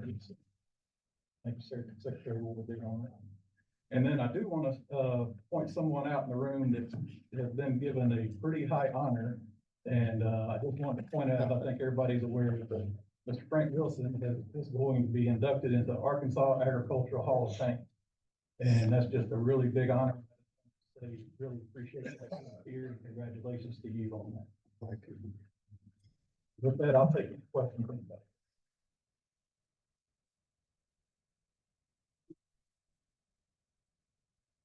Thank you, Kyle. Oh, you got some goodness to do. Yeah. I was just gonna ask you about that. So we need to have a vote on approval of travel authorization. Yeah, it's something we do annually, and it's, just a requirement so that we can reimburse the expenses associated with, coming here today. So can I get a motion that we approve travel or the reimbursement of expenses? First by I Dave. believe there's a form in their packet, right, Linda? The PR1. Yeah, that they fill out every time, and it's for their travel. So I got a first by Dave, Yes. second by John. Any questions? All in favor, please say aye. Any opposed? All right, And then the last one is your, financial, statement. yeah, your statement of financial interest, Linda's emailed it to us twice. They're due January 31st. So please get that filled out. It's always a fun thing to do. And make sure you get it notarized and sent to the right place. As far as upcoming meetings, we have been asked to, plan our meetings for the entire year. So here's the dates that we would like to get on everyone's calendar. First one would be Friday, April the 11th for our next meeting.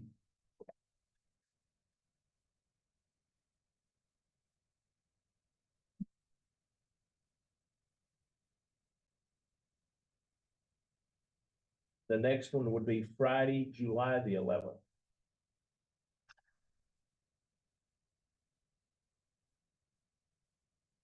Then the last meeting of this year would be Friday, October the 10th.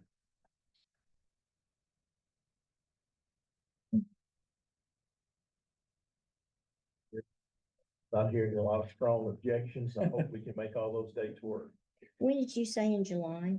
July the 11th. Okay. Hey, so if y'all would put those on your calendar, and I think that meets the request that was made, and we can get the room booked, and we can be looking forward for the year and know when these meetings are gonna be, so. All right. Then, we're gonna have lunch, then after lunch is the new commission, member orientation, but everyone's welcome. It never hurts to be re-educated on what we can and can't do and can and can't say. And when we can and can't meet. Oh, yeah, I mean, it's not easy, and we wanna follow the rules. So we're not adjourning the meeting, we're just gonna, pausing, and then we're pausing, we're gonna have lunch, and then, I don't foresee it taking a long period of time, so you'd like to stay, and I'm being very, you stay, and if anybody else needs to get through, I've already said we certainly will. anything else?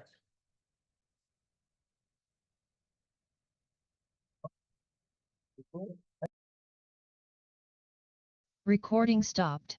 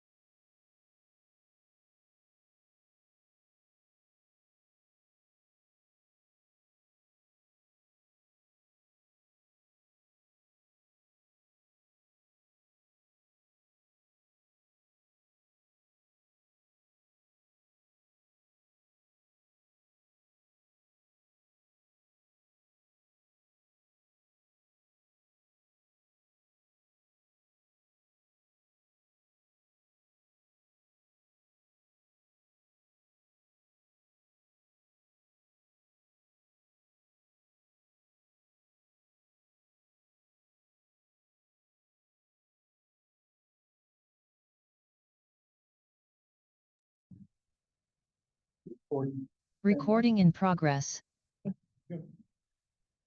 All right, well, thanks everybody for hanging in there. I know we've had a pretty long day for, especially those of us on the RM committee and everything. So, appreciate everybody hanging out and, we've got a, there might be an agenda. We got I might have got your agenda. There was one there. I thought it was mine. So yeah, again, appreciate everybody being here, and this is the commissioner's orientation, and everybody should have an orientation binder, that we'll walk through, and that's basically what the agenda is the, binder. You're okay. Terry, come on. So the agenda is basically, walking through the binder, that you have. And I'll start us out with our mission. I think everybody saw our mission in full display in the previous meeting, portion of the meeting, so I won't go into too much detail, but, you know, one of our primary missions is obviously wildfire protection for the state. But that's also, natural disaster response as well, and so it could be tornado damage or whatever other need we have when, another entity in the state needs access to an area, whether it's a power company or another utility or a city or whatever. And if we can help out, we certainly will. And so that's a big component of our work, and obviously Robert leads that up as our emergency services director. We're responsible for protection of more than 15 million acres of non-federal forest land in Arkansas. There's another 3.5 million or so, almost 4 million of federal lands and state lands that we do assist on those as well. But we like to say we have influence over that 15 million acres. We do have an aerial fleet of planes. We have about 13 planes that we monitor around the state with and do firefighting attack from. And those are located at Malvern. And you met with Michael, our new aviation manager, earlier today. We assist the fire departments across the state. We talked about that in the previous meeting, so I won't go into that in too much detail, but that's a big part of our program. Make sure fire departments have the training and equipment and organization to do their jobs. Another big part that doesn't always have as much limelight as the wildfire side of things is the work we do for our landowners in the state. And, you know, in my mind, at the end of the day, that's why we're here, is to help our forest landowners in Arkansas. And Jim and Chandler and Darren and our district staff, they do a tremendous job of working with the people in the county. We grow, as we saw earlier, we grow millions of hardwood and pine seedlings at Balcom Nursery each year. And then another thing that gets lost sometimes is the water quality monitoring and protection that we promote and follow in the state. There's a BMP guidelines. John Beasley is our BMP coordinator, and he does surveys and implementation studies. And if there's a complaint for a BMP on a site, he can go and evaluate that and that type of thing. So we do a lot of water quality as well. So, you know, we have a broad mission. The urban forestry is obviously one that also, you know, sometimes gets lost in the fray. We do a lot of work with our communities around the state. And you see it here on the page 2, management of Poison Springs State Forest. We do need to add Hot Springs State Forest to that. That's our new state forest. And then we have another state forest in North Arkansas called Lucky Hollow State Forest. And it's about 430 acres or so, if I'm not mistaken. And it's a white oak forest just right on the Missouri line in counties at the end. In Madison. Yes, just north of Harrison. Look at home. Carroll County. But it's a drive if you ever want to go see it. It's on Missouri. When your planes fly surveillance, do they always fly out of Malvern, or do they headquarter any other I'll let Robert. areas? So it really depends. So we only have 2 full-time pilot positions and an aviation manager. So when we get into a situation where we're flying a lot of detection, we have 15 part-time pilots that we use. And if one of them is, you know, lives in Russellville and he's got a spot, he can park the plane, then when we're doing a lot of detection, we will, you know, take a plane up there and leave it at the Russellville Airport. And and let him fly out of there. So but, you know, after kind of the detection's over with, we do have one hangar at Mountain View, and we keep a plane up there. There's a part-time guy up there, but he keeps the plane at that hangar, but other than that, pretty much Okay. we farm them out some, but then we can bring them all back to Mountain.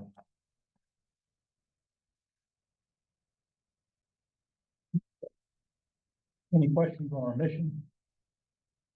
Yeah, I think we saw a pretty good description of that earlier today, previous meeting. On page 3, you see the enabling statutes that creates Arkansas Forestry Commission. And I am certainly not going to read all of this. But, you know, we were started in 1931, and then the first state forestry was brought on in 1933, and then the agency, the commission continued to grow over the years and transform into the state we are today, where we're part of the Department of Agriculture, as the Forestry Division instead of the Arkansas Forestry Commission. But again, I'll let you read through all these different acts through the years. I'm not gonna read through all of that unless you want to sit here and listen to me. The bylaws, that's under tab 5, is that right? I believe so. And this just lays out, how the commission function, or is set up, and, walks through the chair. The chair shall, determine, you know, the commission shall elect the chair to serve for 2 calendar years. A member shall serve as chair for no more than 4 years during the full term. And like Ray, I think you're in your second. Yeah, right. The chair shall determine the agenda for all meetings of the commission, except the chair shall, place items on the agenda at the request of 5 or more members. And preside at all, meetings of the commission. Chair appoints all committees and may appoint both standing and ad hoc committees. So like our registered foresters committee is made up of 3 registered foresters off of this commission, plus our 2 external members that we have right now, and the UAM representative is on the RM committee as well. Vice chair, I'll let you guys kind of look through that, but the final regular meeting of every odd numbered year, members of the commission shall elect a vice chair to serve for the next 2 calendar years. The member shall serve as vice chair for no more than 4 years during a full term, at which point they would either become the acting chair, or temporarily assume those powers until the chair is elected. Committees, I've kind of walked through that already. The chair pretty much handles that. Committee meetings, the committee shall meet as needed and called by the committee chair. We talked about that this morning, and we're gonna try to make those virtual, and Sherry, I believe you said there was no issues with that. So We should cannot be- find any, There were no limitations. not that we can find. So I think we'll be good on that. See, look through this miscellaneous. I would just encourage y'all to make sure that you're having effective meetings virtually. Yeah. I'm all for the virtual meetings, but those that are participating, if you're not having effective meetings, then I expect you to do something about it. Get somebody that'll show up. Right. Is the bottom line, but, and Mary, you haven't heard this, going back to the RF committee. There was nobody on this commission had anything to do with that I know about it. That's the first thing, as far as how it got folded in here. What I have tried to do is to recreate it just underneath this umbrella and have y'all do what you've always done, the way you've always done it. Okay, and so I just want to make clear, we're not, nobody on this commission, when all that was done, wanted anything to do with the RF committee. We didn't, in fact, I didn't even know the RF committee became part of this until it was done a statute. Right. And then we're trying to figure out what do we do, and best thing we can do is, and I think we've been pretty effective at recreating and y'all doing what you've always done, the way you've always done it. Is that correct? Yes. Well, I didn't know if I was on that committee or not, because you never. You can be on any committee you want. Well, I didn't know. It wasn't formally, I didn't know if you had to appoint me to it or not. He does, I would ask that, we just have 3 on there It's right now, fine. and we can rotate those off. Oh, that's okay. I had my fill of registered foresters. It has to do with hearings. too many of the commissioners are in there, they have to recuse themselves in here. Because if they send the hearing over here, they're really not supposed to be part of that. Yeah, we just created, every who did that created a bunch of work for us. We gotta adjudicate all the hearings that y'all. Wasn't up to me. Anyway, but we'll do what we're supposed to. So the, missing things there, chair shall employ reasonable and efficient procedures. I think Mr. Lee does that. Linda's already complimented me on that. And I'll let you guys read the rest of that. One thing I do need to mention is Act 691 that Ray was talking about. We don't have that in here because the legislative, office hasn't produced a clean copy of that. It still has all the strike throughs and all that stuff, and I'd like to get a clean copy of Act 691 whenever it's finally finished. What are they still working on? Well, they just need to clean it up. It's done. Okay. And I tried to pull it up That on was the 2 years legislative. ago. I know, I tried to pull up the legislative website, and the only thing it would show is all the strike throughs and added language and all that. You may know if there is a clean copy where I can find it. I think those remain. To show the changes. Oh, so they don't just, I don't think so. okay. But there's a lot of strike, there's whole pages, different stuff. I'd check on and see. But I didn't know if we wanted to have that in the orientation binder. This is my first orientation also. So. Oh, yeah. I'm learning as well. Was that the last, what we did the last? That would be the Yeah. 691, and it was SB 403.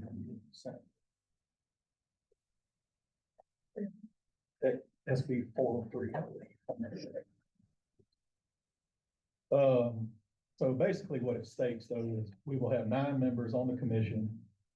We need 5 to have a quorum, so if we're having a hearing, we'll need at least 5 members present to vote. Which is just a majority, simple majority. 3 of the commissioners, at least 3 of the commissioners shall be registered foresters in Arkansas. Currently, we have 4. 3 will be small tree farmers. And then each of the 4 congressional districts will be represented.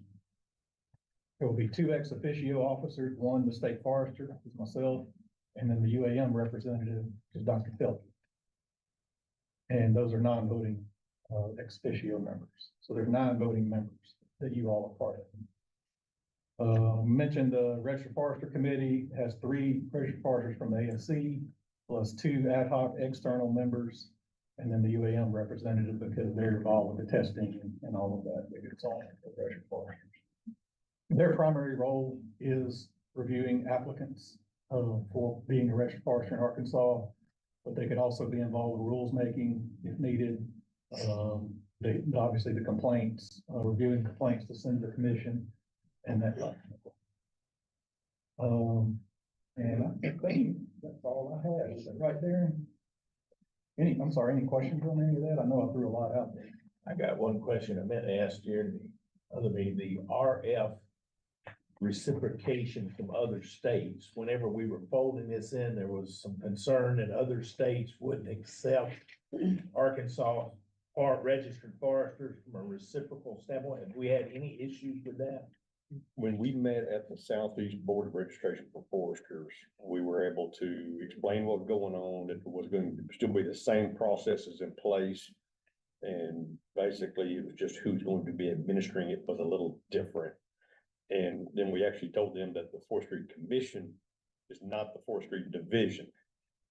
And so that made it helped having this Forestry Division separate from the Forestry Commission in some segregation of that it gave them, they said that basically the other state said, okay, we understand you, as long as there's no problems pop up, we're fine with it until there's problems. But we don't have any problems. We're gonna make sure there's no problem. Yeah. We're gonna keep on doing it the same way. Yeah. It's always been done. What some of the other states' concern was like the forestry, they thought the Forestry Division was gonna be doing it, and they're the biggest employer of foresters in the state, and they're gonna have their hand in the pot trying to get folks registered that maybe weren't qualified. But I said, it's not, it's gonna be the commissioners on the Forestry Commission. And so, And I think that's why it's important to have some external committee members as well, so there's outside influence as well. Well, that's all I have. Yeah.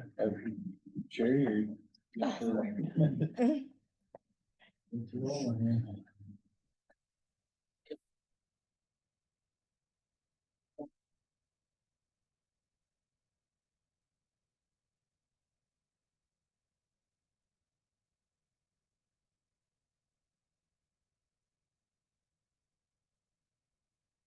I'm Sherry Seifert. I'm one of the managing attorneys here at the Arkansas Department of Agriculture. I'm gonna do two brief presentations today. One is gonna be on the Freedom of Information Act, and the other one is gonna be ethics for board members. Can I say something? Yes. Okay, y'all have to listen real good, because she's much too kind and much too polite to have y'all understand the importance is that the person she replaced almost threatened you with your life. So I can already tell that I want to emphasize how important this is. And you know what I'm talking about. Okay. So we have the Arkansas Freedom of Information Act. We're gonna talk about the purpose of the act, who must comply with the act. We're gonna kind of take a three-step approach. We're gonna look at who should apply, who must comply, how the Freedom of Information Act is applied, whether we are dealing with a public meeting or a record, and then we're gonna talk about public exemptions to the Freedom of Information Act. And we're gonna talk about penalties for non-compliance. The Freedom of Information Act can be found at 2519-102. And the purpose is to ensure that electors, which are citizens, are fully advised of the activities and decisions of public officials. The Freedom of Information Act is liberally construed in favor of openness, and exceptions are narrowly construed. So going into our three-step approach, we're gonna first talk about whether or not the entity is required to comply with FOIA.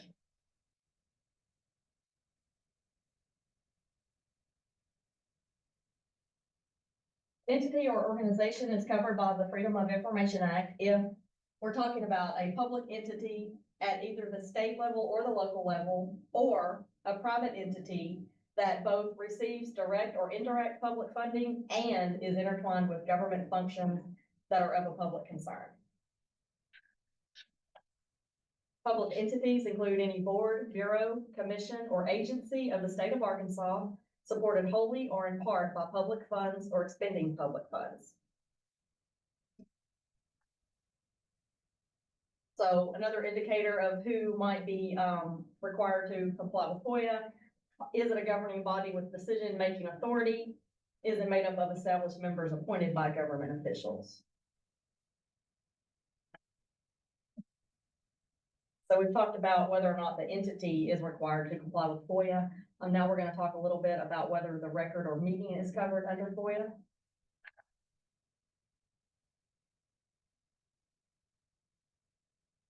What is a meeting? According to the statutory definition found in the Freedom of Information Act, all meetings of governing bodies are public meetings. Guidance from the Supreme Court tells us that the Freedom of Information Act applies to a meeting called for the purpose of discussing or taking action on a matter on which foreseeable action will be taken by the governing body. A gathering can be considered a meeting for FOIA purposes, even though a quorum is not present. Conducting an email or telephone poll can be a violation of FOIA, or is a violation of FOIA. From the standpoint that we haven't publicized the meeting. Right. Correct. Even if you have not. No, that's what I'm saying, is if we did a telephone call and there's too many people, but we didn't publicize Right. it, that's the violation. Yes, if you're discussing, Commission business. commission business, yes, Well, it's not accessible to the public either. right. And it is particularly gets hard when you're replacing employees, like hiring Kyle was candidly just so frustrating to stay in compliance and then to quote, have commissioners think that they were included in what was going on. Okay, and it's very, very difficult. because of it. Because the person that's supplying, you don't know where they're coming from, they don't want the information public. Okay, so if you're texting, all that's public. If you're emailing, all that's public, right? Right. So basically, you can't do anything. There may be an exception for personnel matters, though. Is there? I believe there is. I'll, Well, that's good. I wish you'd educate me on that. let me look into that. Because nobody educated us before on that. Let me check. I think there is. The determination of whether or not you're having a meeting, which I think we just kind of talked about, is a fact-specific inquiry, that may ultimately be resolved by the court. And so we'll talk about a couple of things. Are these, considered meetings? Social gatherings, a chance encounter at a coffee shop, email or telephone polls, and voting by secret ballot. Those are all going to be considered public meetings. If by de facto there's two or more members of the governing body meeting, or constructively, if the governing body effectively communicated, even though no two members gathered or directly spoke. So going backwards, you can see how that could come into play.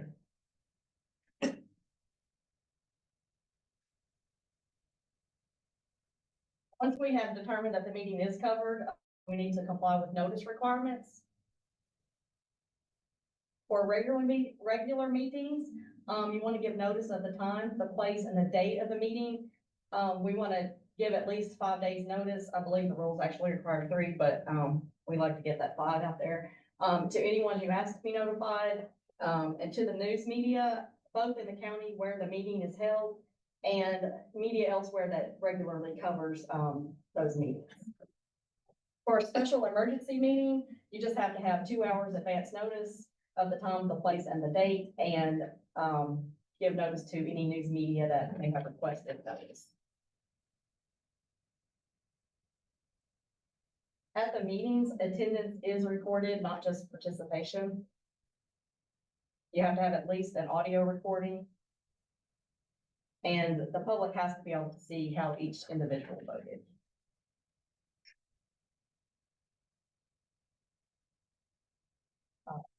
Is the record or meeting covered?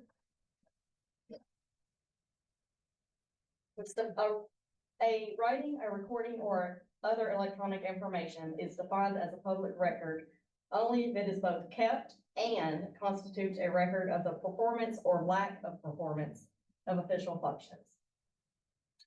It is presumed to meet the definition of a public record if it is held by an entity covered by FOIA or by the public employee within the scope of the employee's employment.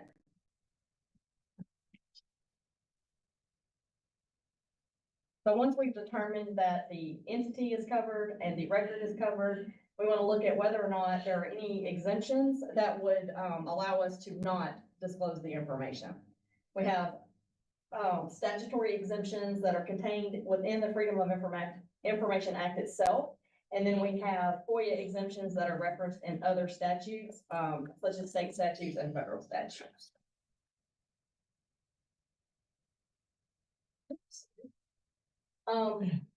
Examples of things that are exempt from FOIA are licensing exams, public water system security information, farm mediation information received by the Department of Agriculture, personnel matters. There you go. Okay, but what does that mean? Does that mean regardless, let's say we had to hire a state forester, does that mean the commission can meet, not announce a meeting, and discuss hiring a state forester or interviewing a state forester candidate? I believe so. Okay, well, I will dig into I that. need you to confirm I will that dig because, into that, yes. that is not what we were told Yes. when we replaced him. Okay, let me dig into that and Okay. give you a, Oh, no, Yeah. that was not allowed when we replaced Okay. Joe Park.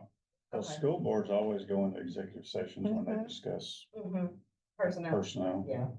And that's. So, And the city directors do. Yeah. But we were told we could not do that. okay. See if we can change that going forward, if that would help you out. It helped tremendously. Okay. Okay, because we were trying to protect the candidate and his employer and all those kind of things. I mean, it's real sensitive, but we were told we could not do that. And I think there's a blurb in your, orientation book about it also, but I will also dig into it and give you a more. That would be helpful. Okay. And so we kind of skipped over to executive sessions and then, nutrient management plans approved by the department are all.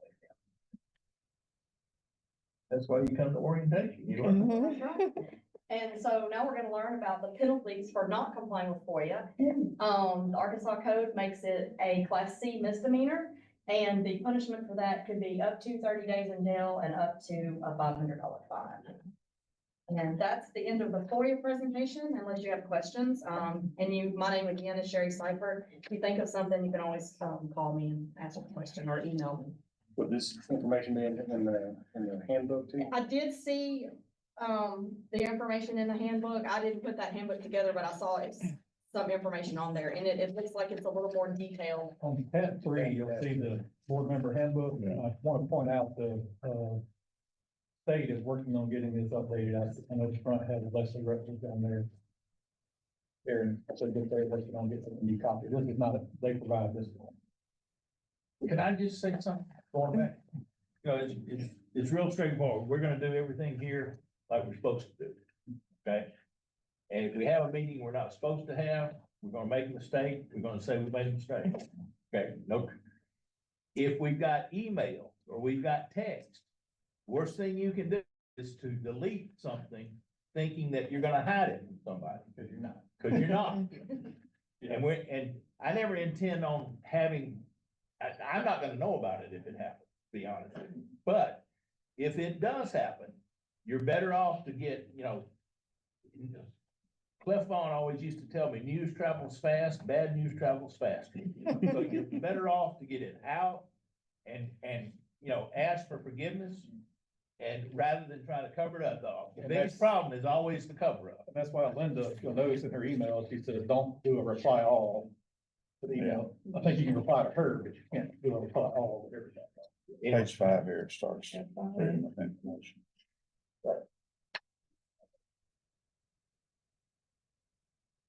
Page 5.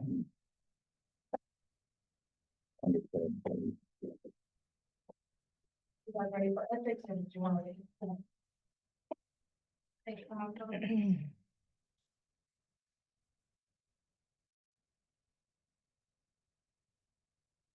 You need to find the records. No, are you guys ready for ethics? Tab is. Oh, I didn't put this book together. This is separate and apart from my presentation, but I did have. It should be in the handbook. It is There it is on. on page 20. Yeah. Yeah, thanks, Tony. Ethics and gifts. Yeah, 20, go to the handbook. I think the handbook is a little more detailed, Mhm. than this overview. And the handbooks and. And I will, you ready? Okay. Yes. Here's a quote from David Crockett. We're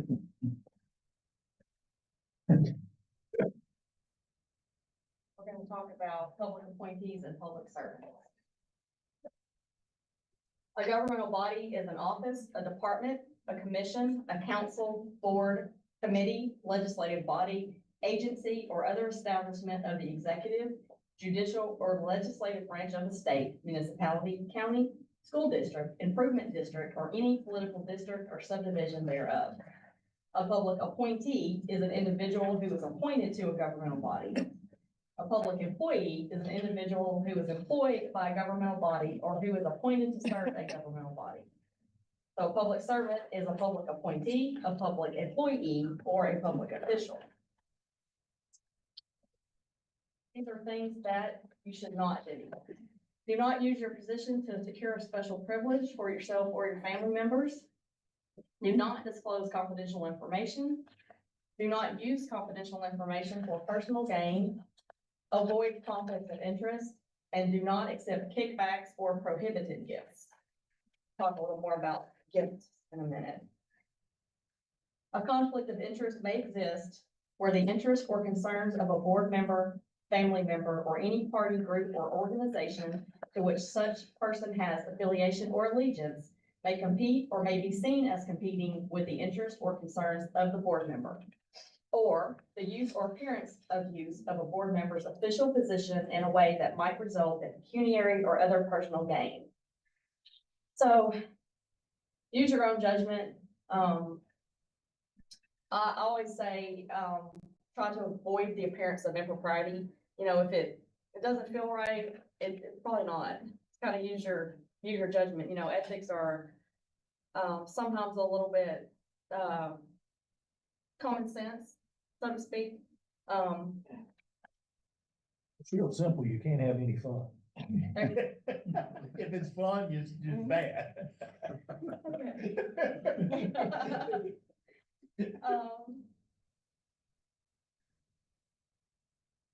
If you're a member of another organization, you should vote how the law tells you to vote, not how the organization tells you to vote. Stay out of the investigations. Hear what's presented before you. Don't sit in a hearing and Google or, talk to people outside the meeting, text people while you're in that meeting. Follow the Freedom of Information Act. Don't discuss board business outside of board meetings. Says more on this later, but we actually already covered for you. All right, a gift is any payment, entertainment, advance, services, or anything of value unless consideration of equal or greater value has been given in exchange. It does not include items specifically exempted by the rule. So the general rule is that board members should not receive income or compensation in any form over and above the income and benefits provided directly by the board for the performance of the duties and responsibilities of the position. Prohibited gifts, anything with a value in excess of $100 or given for or in appreciation of job performance, position, or action. The value of the gift is going to be based on aggregate fair market value and excludes the value of food and beverages offered to the board member's spouse. Gifts that are not regulated are gifts that are conferred on account of a bona fide personal, professional, or business relationship that is independent of the board member's official status. Considerations are the history of the relationship and gift giving, the occasion, and whether other public servants receive that same gift. A gift does not include, or maybe another way to say it is allowable gift. So a gift does not include informational material regarding official duties, food, lodging, or travel, bearing a relationship to the public service position and when appearing in an official capacity, gifts that are returned unused within 30 days of receipt, gifts from a family member unless acting as an agent or intermediary, campaign contributions, an inheritance, anything less than $100.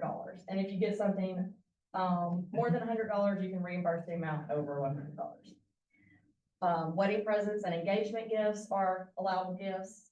An award presented to an employee of a school, university, or college in recognition of the employee's contribution to education.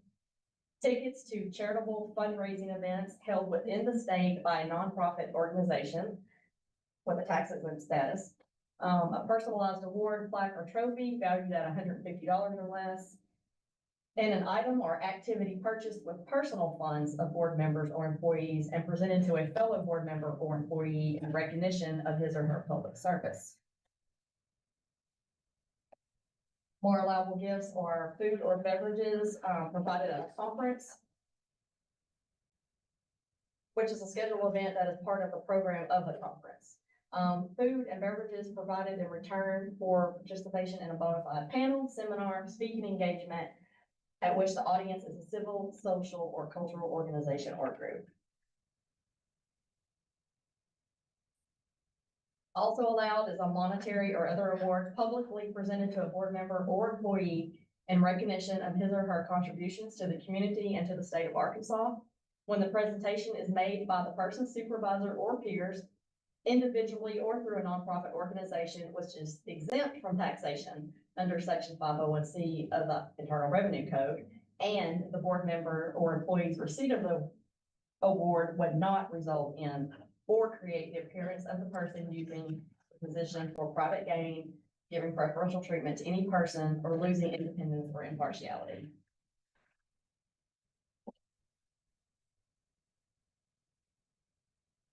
Here's an example here.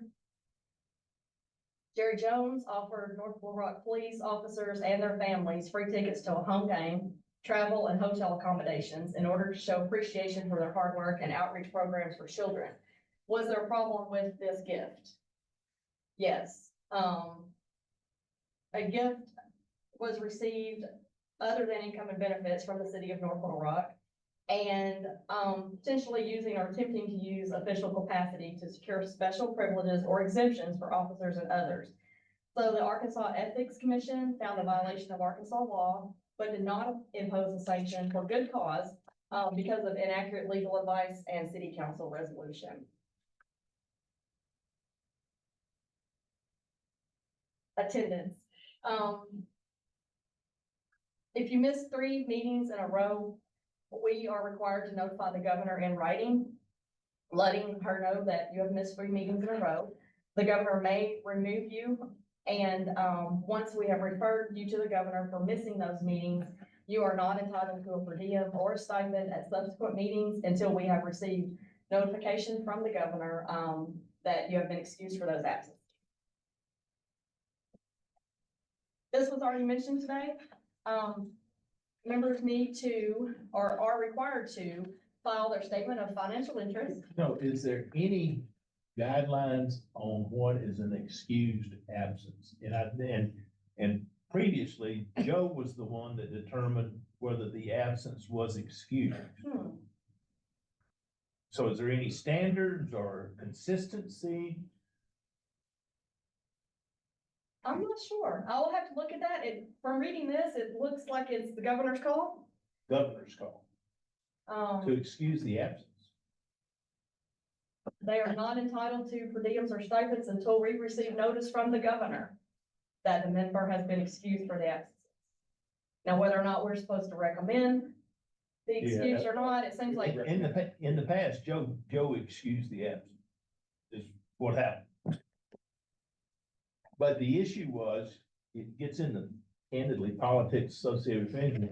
You got a good commissioner, and you got one that ain't so good. The good commissioner's always got excused, and the one's not so good is always questioned. It's true, true fact. Okay. Well, I would like to do it is me make a recommendation to Secretary Ward and then him get approval and. Okay.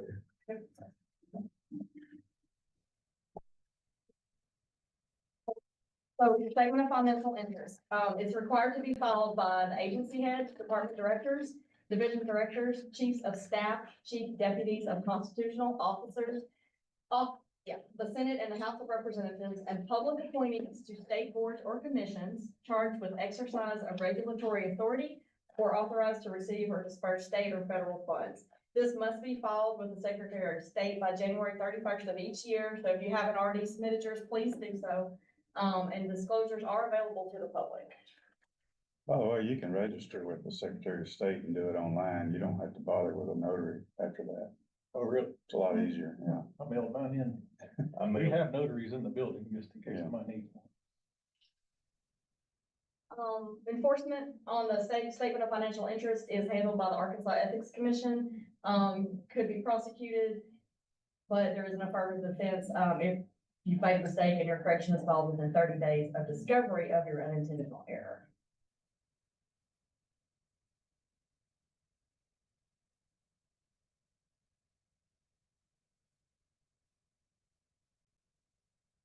A quote that I did not add to this presentation. And that's the end of the ethics presentation.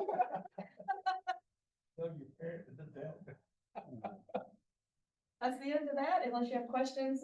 If you think of questions later, you're free to call me or email me and.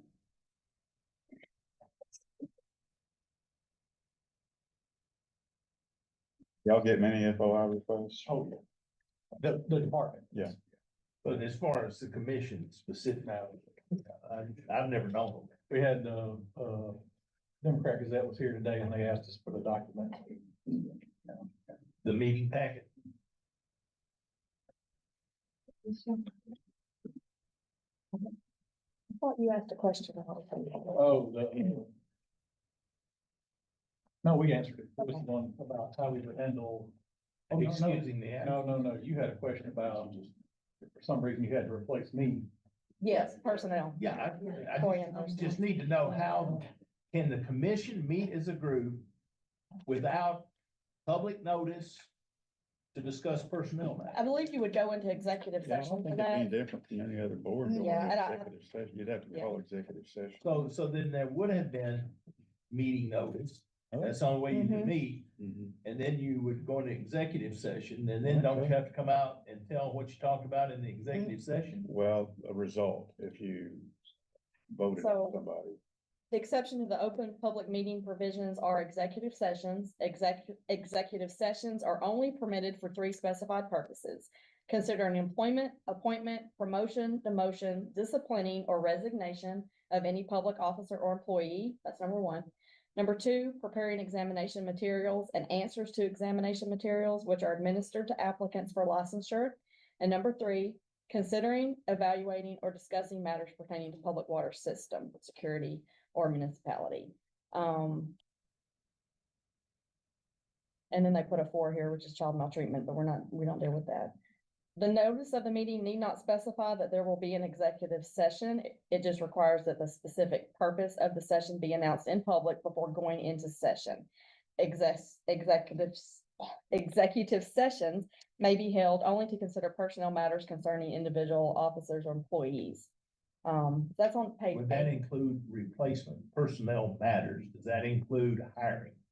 Mhm, yes. Okay. Considering employment, appointment, promotion, demotion, disciplining, or resignation. Yeah, making me Yes. nervous. So Thinking about you. I asked a question about that, licensing and examination, that part. On the registered forester committee, should we go into executive session when we're talking about the applicants? I would say so. I'm asking a question on the committee side.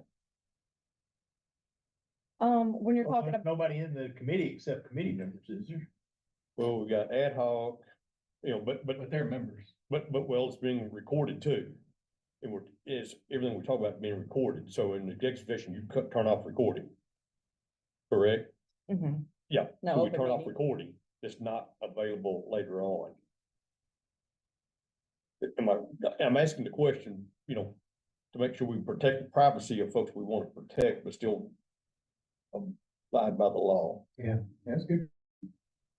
Yeah, because then y'all come in here and tell us who passed the exam. But in the committee, we're recording, we Right, but record the you- committee Maybe meeting. we shouldn't be recording. I don't think the discussion of, are you talking about that discussion about whether or not you're going to license someone and they may have some issues that prevent licensure? I don't think you could, I have not seen that done in executive session. Cause I was reading there about licensing and stuff, and that's why I was. That's for preparation of the exam materials and answers to those exam materials. Oh, So if okay, you're okay. meeting to talk about, Yeah. did we want this on the test and these are the answers, those kind of things. And we don't do that. No, So the answer to his question is no, you don't go into executive session. For personnel matters, yes. Well, for Nope. the applicants. For applicants, no. Okay. That's, Exam applicants, not employee. Okay. Executive sessions may be held, to consider personnel matters, may deal with specific salary issue involving a specific individual, but not broad salary issues or blanket hiring of personnel. Executive session may be held to review applications and develop a list of applicants to interview, assuming that the meeting is held to consider individual applicants. You still have your notice requirements. There is no requirement that the name or position of the individual be identified. Says, but, So if the commission meets and they're gonna agree on a candidate, only thing they would have to report on is that they agreed on a candidate. They don't have to give names. well, when the body reconvenes for a vote, the name of the person and or position discussed in the executive session must be disclosed. that's where Only- all the problem is, that the candidates don't want anything disclosed. Right. Well, I don't think you have to disclose it before the meeting. You don't have Right. to say you're gonna meet about so-and-so. It's just after. Mhm.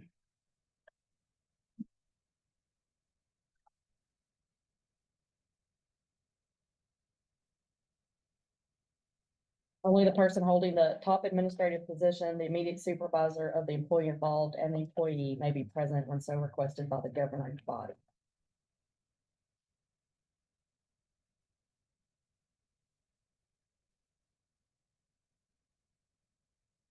Executive sessions are exempt from the recording requirement. Does that help? Or does that just make it, I is think. that clear as mud, or did I just muddy it up? Let's hope we don't have to deal with it for a long time, but Yeah. it'd be easier. Sounds like to me it'd be easier than what we were told the last time. And if it comes up again, then, call me and then we'll talk about it. Oh, no, you'll be right in the middle of it. Yeah. You don't have to worry about me. Good, good. That sounds good, okay. No, we want you to be included. Okay. I told them I was interviewing, I didn't have to care if they said anything about it. Yeah, but there were people that interviewing that didn't want their current employer to know they were Right. interviewing, and they didn't want anybody else to know they Right. were interviewing to tell their employer. I mean, it gets real sensitive. Yeah. To, anyway, Understand. yeah, it gets hard to have a meeting. Right. Correctly. Yes, Yeah. legally. Yeah. So, anyway, good, I've learned something. So you can't have any fun, you can't, you can't get talk. any favors, Yeah. you can't get paid any more than your reimbursement of expenses. And you show up once a quarter and learn what we've done to help the public in Arkansas.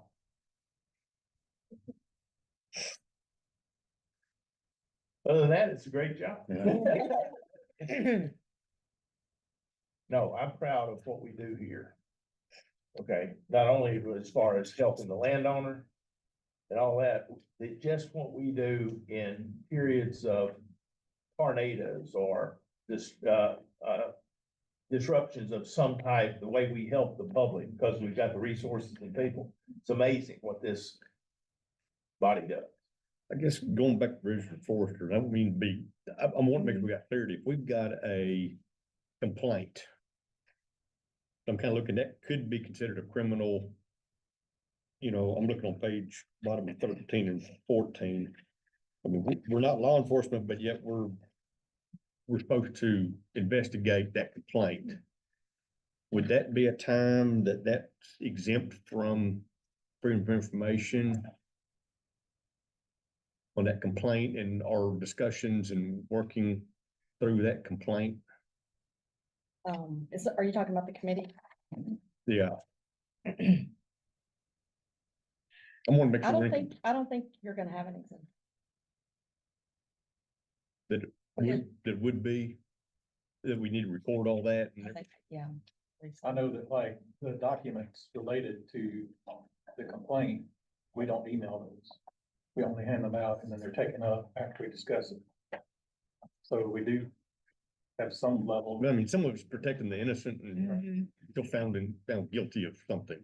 Right. And that's why I'm asking the question, make sure we comply the right way in all of that.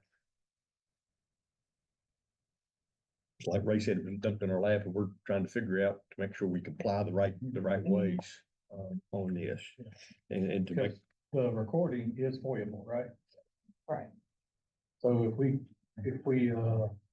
well, technically the written complaint would be foiable too. I believe so, yes. We would redact this deal. In the written complaint, we would redact names. If we had to share that in a recording, you can't necessarily do that. I don't know that you would redact the name. Seems like on other documents and stuff, you guys record everything. You redact the name, well, not complaints, other instances. Yes, yeah. But I think if there's a complaint against someone, You don't redact that, okay. Yeah, and I know that the complaint, they can't do a complaint anonymously, they have to. Yeah, well, I'm not talking about the person filing the complaint, like the respondent. I've never seen a board or commission go into. And might be another. There we go. Session is for discussing complaints. Can you, help us out? What's the specific question? When they're dealing with the licensing issues where they may have to revoke a license for like criminal activity or something like that, can they meet in executive session for that discussion? I don't think they can. I think that's public as well as the complaint, including the names. The committee? Yeah. When we're reviewing it to send to the commission or not.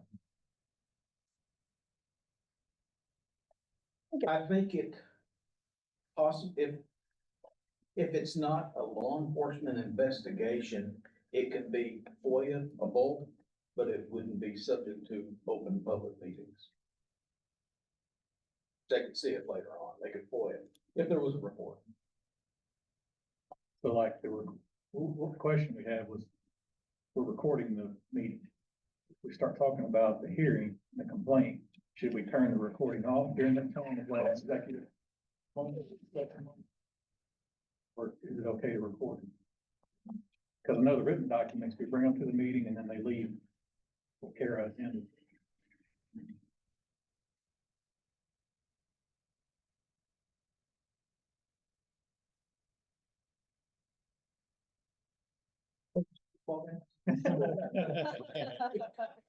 Gotcha. Well, I'm thinking about 18 different scenarios. Yeah. And we may be I've never- overthinking it. Well, I know things may be differently here, but the board and, that I was working for, all of that was open. I mean, they were talking about some bad things, like this contractor was, convicted of raping someone 10 years ago. Do we want to license them as contractor to go into people's homes and work? And I mean, it was all out in the open meeting and it was recorded and it was on Zoom and everybody saw everything. But the committee is not subject to the open meetings requirements of FOIA. Right. So in that case, you probably wouldn't need to go into executive session. Well, I guess you would if you wanted to keep it from being FOIA. I hate to have just an open discussion right here, but my Yeah. thoughts would be that there wouldn't be a requirement that it was recorded.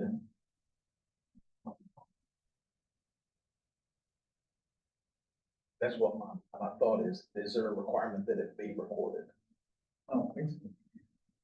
Shut the recorder off. Yeah, that's just really for Kara's. Correct. What I guess is the threshold for when an open meeting is required is if it is a decision-making body. So if the committee The hearing. was reviewing something, then they make the recommendation to the commission. That is- Recommendations, but Yes, and that is a decision-making body, and so it is subject to open meetings. I think if we want to turn the recording off, it's not. That's my thought. But the whole discussion would be open.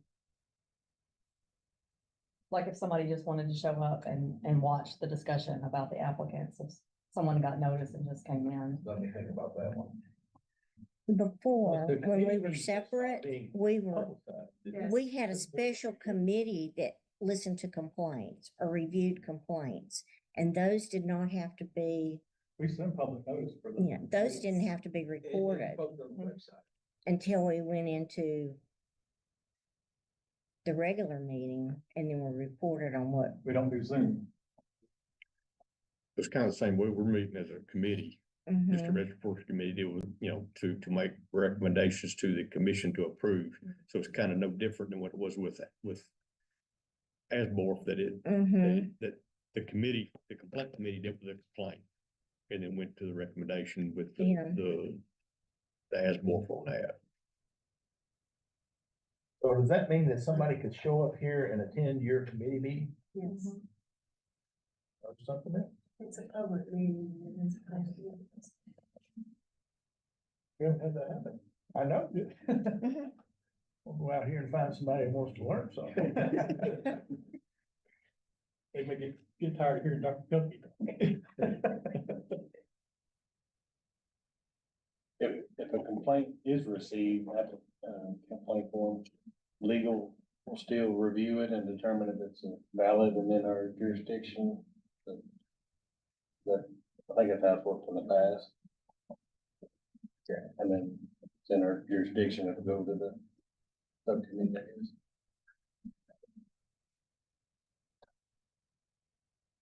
Have to leave it on procedure. Yeah.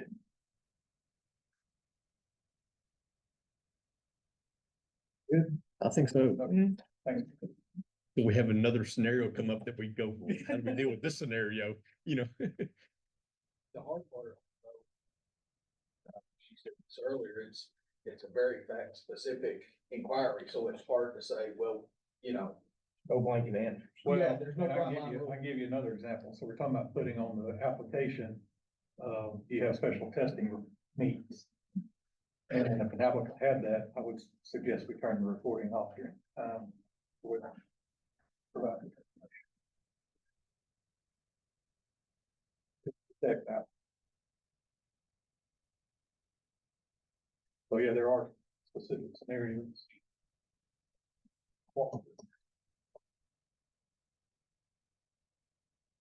Legal people make everything hard. Make my head hurt.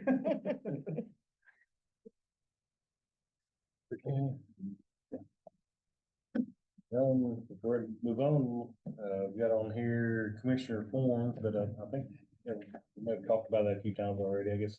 The TR1s, Linda puts in your binder and all you have to do is sign them. If there's some trip for the Forestry Foresters, regional meeting, we can reimburse for travel expenses for that to the TR1. And the financial statements, I guess we talked about those. That's about all.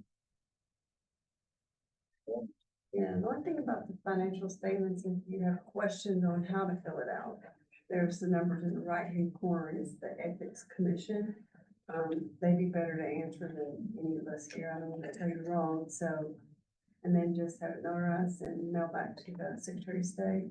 Or Kim saying you can actually do it on a website. Yeah, you can, and you have to log in. I think you get a password and all that. Register. Right, and do it online as well, and you'd be done, but I'll send out notice every year, and then usually I'll send you a second notice, so you don't forget. That's pretty much it. So we put these binders together, so, have something to take home and reference to later. Read this weekend. We just kind of, yeah. I think our severance tax went up by the time we got them. Just going down on the overview of the meeting tab 5. Under tab 4 is the Shared Services Division. So, Arkansas Department of Agriculture made up of different division, and they added fiscal, IT, HR, law enforcement, marketing, legal, all under Shared Services Division. And they help all the other divisions get the job done. Under on tab 4 kind of gives a description of each of the sections. Under HR, our firefighters have certain requirements. They have to live within 30 minutes of the local work center, or they must live within the county that they serve. Firefighters in physical fitness test, walk test. They have to have CDLs to drive trucks, which requires drug tests every year. A lot of training for the fire folks with fire fighting. At one time, some of them took their fire units home. Do they still do that, or? That depends on the fire danger level. Certain times of Yeah, year. we can stay each if we. Yeah. But it's not a daily. They can stay closer to home or at home. And page 3 of the organizational chart of the department in different divisions.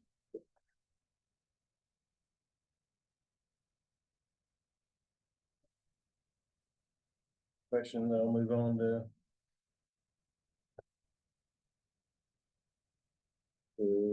tab 6.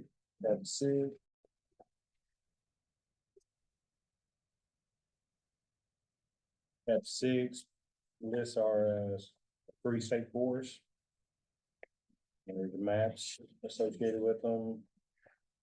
Poison Springs, of course, our largest forest. the demonstration force. We have a state force manager and a foreman and 2 technicians that works that force. And we also have usually have a couple of extra help part-time when it's timber marking time. Help down there. Our new Hot Spring State Forest, we don't really have a staff dedicated to that, but we, kind of do what we can in the house and we're out here, and some of our local district staff will help with the work out there also. Anything to add for Hot Springs?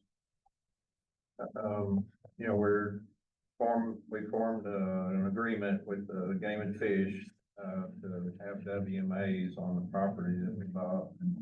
And so, we're in the formative stages of that, and we'll be allowing hunting on that property, state forest property. And Lucky Hollow State Forest up in Carroll County. Really almost 400 acres. It's a little different. It's, there's no hunting allowed on it due to, I guess it's on deed restriction when it was donated. But we do have Ozark Chinkapin research site there. We have one established already, and we're looking at partnering and doing another one. And it's in that's what the Ozark Chinkapin Society, I think. And we're also looking at doing a timber sale up there as well. In the next year or so.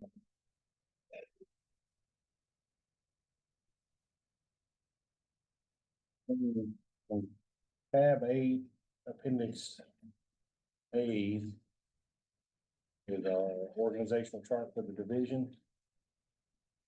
We're divided into 3 sections. Districts and forests are under my supervision. Deputy Emergency Services, Robert Murphy's section, and Force Management section is split between Jim and Chandler. On tab 8 Appendix B, we have a map of our county work centers. We currently have 62. On the map, we have a 63rd one in Madison, but we recently have closed the Madison County Work Center. But we have 7 districts total. Each has a district forester. Kind of the outline for the chain of command is the district foresters. I supervise those. Underneath the district foresters is each district's office will have a local admin, and under the district forester will be also county foresters, and there'll be multiple county foresters if several districts have a lot of vacancies. But under the county forester will be over at least 2 or more counties usually, and underneath the county foresters are the county rangers. Then the county ranger will supervise the forest rangers 1 to 3.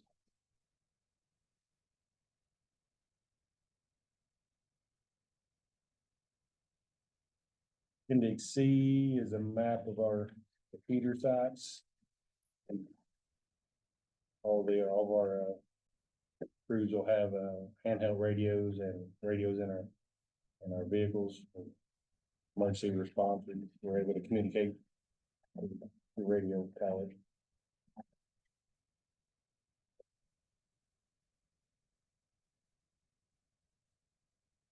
How many weather stations do we have now? Yeah, 5, We ordered 6 more. 5. We'll have 10. Yes. We plans to add some more. The US Forest Service and National Park Service have north, and they have the Washita Mountains and Ozark Mountains pretty well covered. Ours are covering the rest of the state. We're able to get our own weather data and use that in our fire modeling. And Appendix G is our full employee directory. We have 233 field positions right now. I believe total we have 258. Total position. 282. Oh, yeah. Two fifty-eight Yes, advertised. advertised, yeah.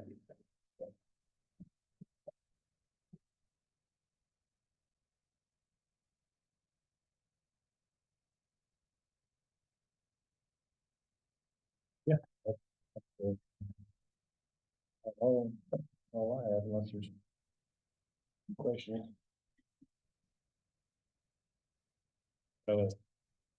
We're officially the Forestry Division name wise, but still here, Forestry Commission, that's referred to Forestry Commission a lot out across the state. It's a little bit confusing.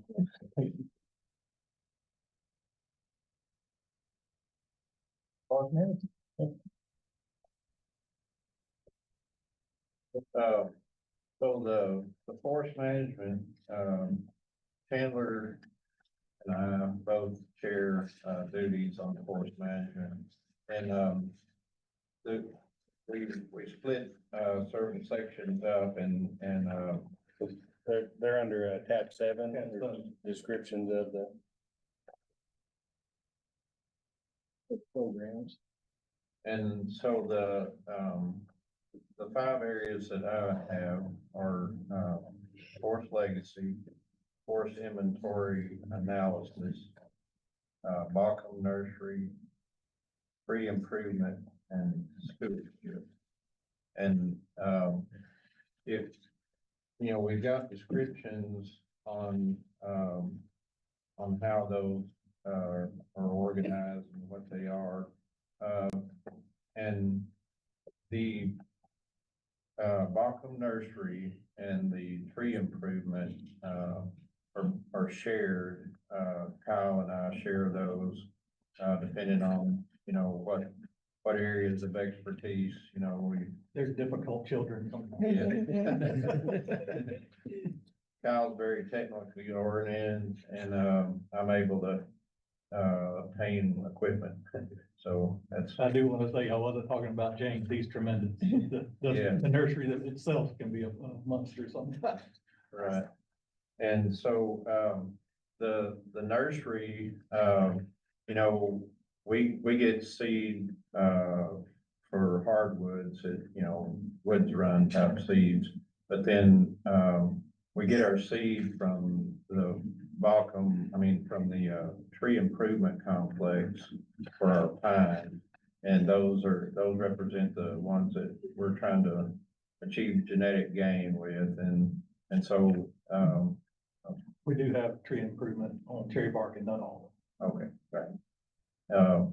And so, each year, the tree improvement complex, they, through, selection, they produce, cones that, have the highest genetic gain, and we send those off for, to be processed and get the seed out of, and then they come back to the nursery. Yeah, a map of the orchards on appendix A. And, every year, we plant crops of, at Bauckham, and, we plant them in beds, and the, depending on what you're planting, is, some are cast on the ground, some of them are buried.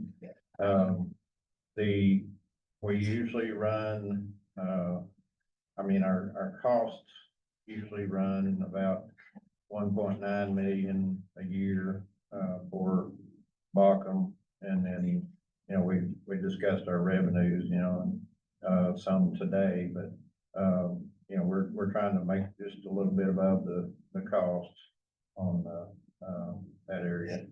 And, we do have, some decent equipment, but we're in the process of upgrading those as well, getting new lifters and new seeders.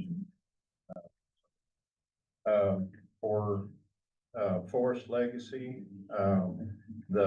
that's a, program, by the U.S. Forest Service. It's a grant program.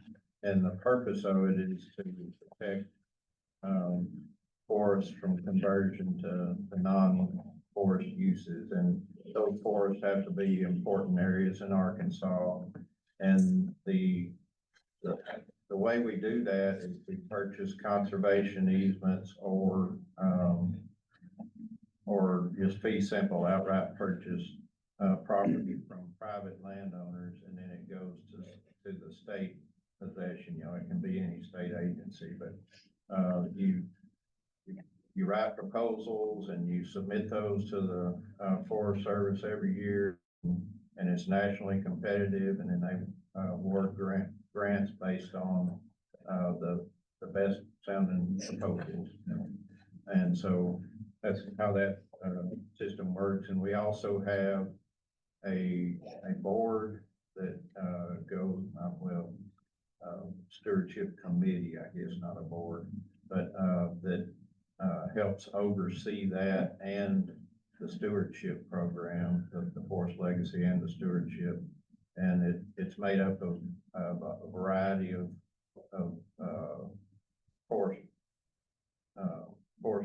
industry, forest, landowners, and they help guide us on, the tracks to select and that type of thing. And that meets once a year. And so they also advise us on the stewardship program, which, the stewardship program is to guide landowners into wise use of their property.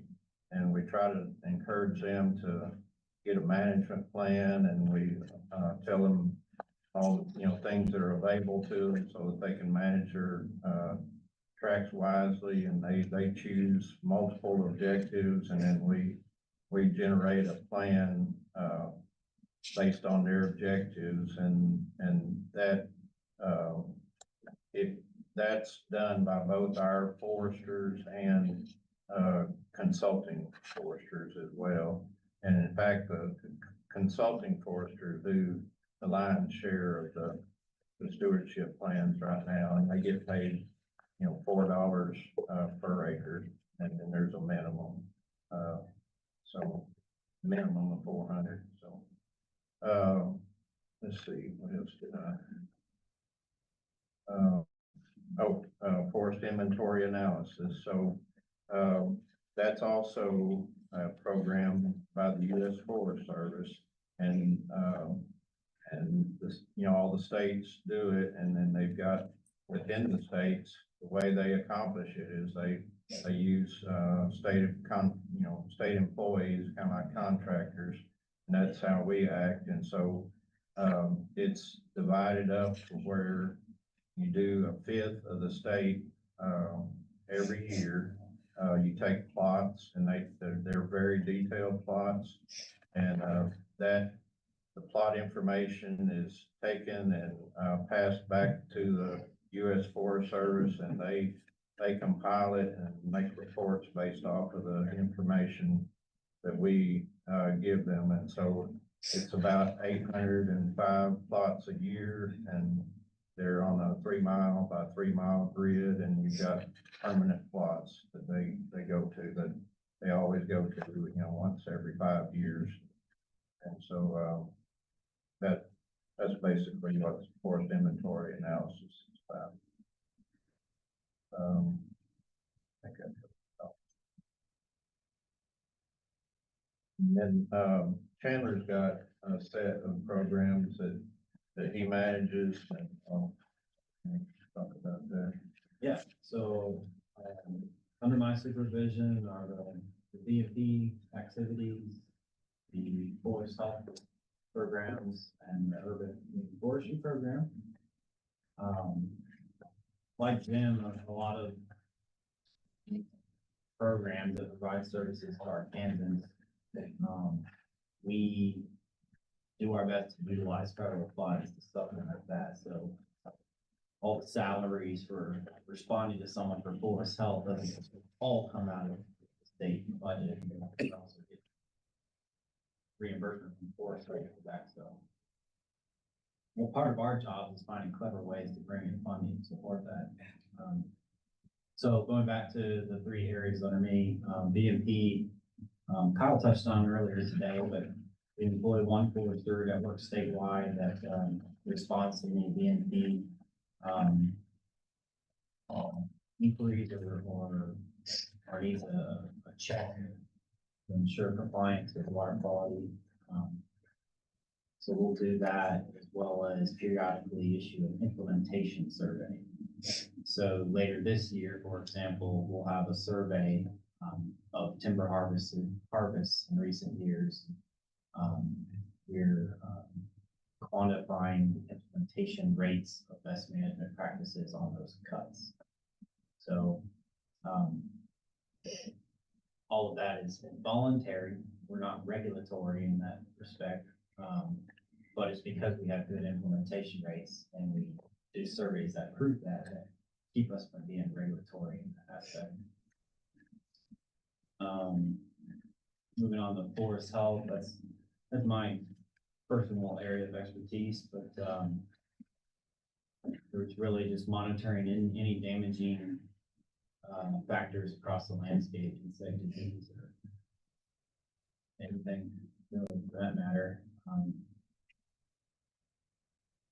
We also periodically get funding for programs to support things like invasive species removals, invasive plant removals, training for the public as well as professionals in the state. So that's a pretty far-reaching program that can be a lot of different things, and usually responding reactively as things come about, like how we've been very active in Southeast Arkansas trying to figure out why pines are having some issues there. A big chunk of what that program used to do is when we had southern pine beetle, very common in the state, we would do statewide monitoring for that insect. Because it's widely recognized as the most damaging forest insect in the South. But fortunately for us, Arkansas hasn't had a problem with that insect in a while, but we continue to monitor for it. And so to that effect, we still maintain a cost share program called the Southern Pine Beetle Prevention Program, which provides an incentive to thin overstocked pine forest.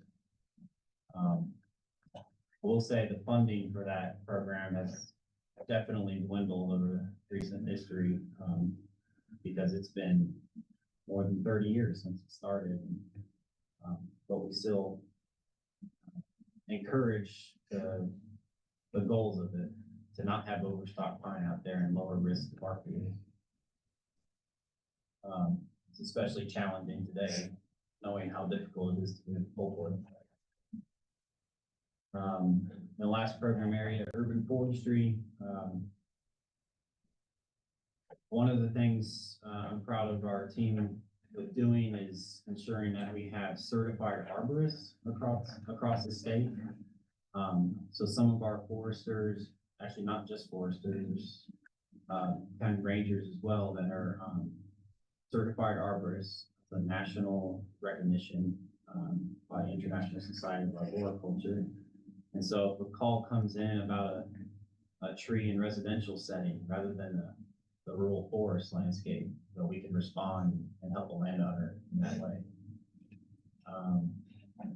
This also helps support community programs through subawarding, seedling giveaways, and the Shade Trees on Playgrounds program, which has been running quite a while now, and it gives our staff an opportunity to meet with grade school students and help them plant trees and learn about the value of that. We can talk all day about forest management. So I'll try to limit it at that. So we have full-time employees that are fully dependent on federal funds. Some, Some. yes. Most of them, it's partial. Okay. So, for instance, a county forester will report a time code for an activity they do. And we have assigned grant funding that will supplement a certain time code. So they might, part of the time, do something that is federally reimbursable, and part of their time may not be. We don't have any positions that are Totally. filled. Yes, we do. Well, we have a couple, In emergency at least services. under me. Yeah, yeah, Chrissy's fully funded, right? No. No, she's not. So Travis and Leslie under Firewise Yeah. are both fully funded under that grant. If we lost federal grants, we'd lose, so. Yeah, we have, how many time codes do we have? It's a long It's a list. bunch. Yeah, so there are at least one position under me that, hiring that individual comes with the caveat that if the funding that supplies their work, ceases, that we have to make a decision on reassigning their duties in a way that they can still receive federal funding.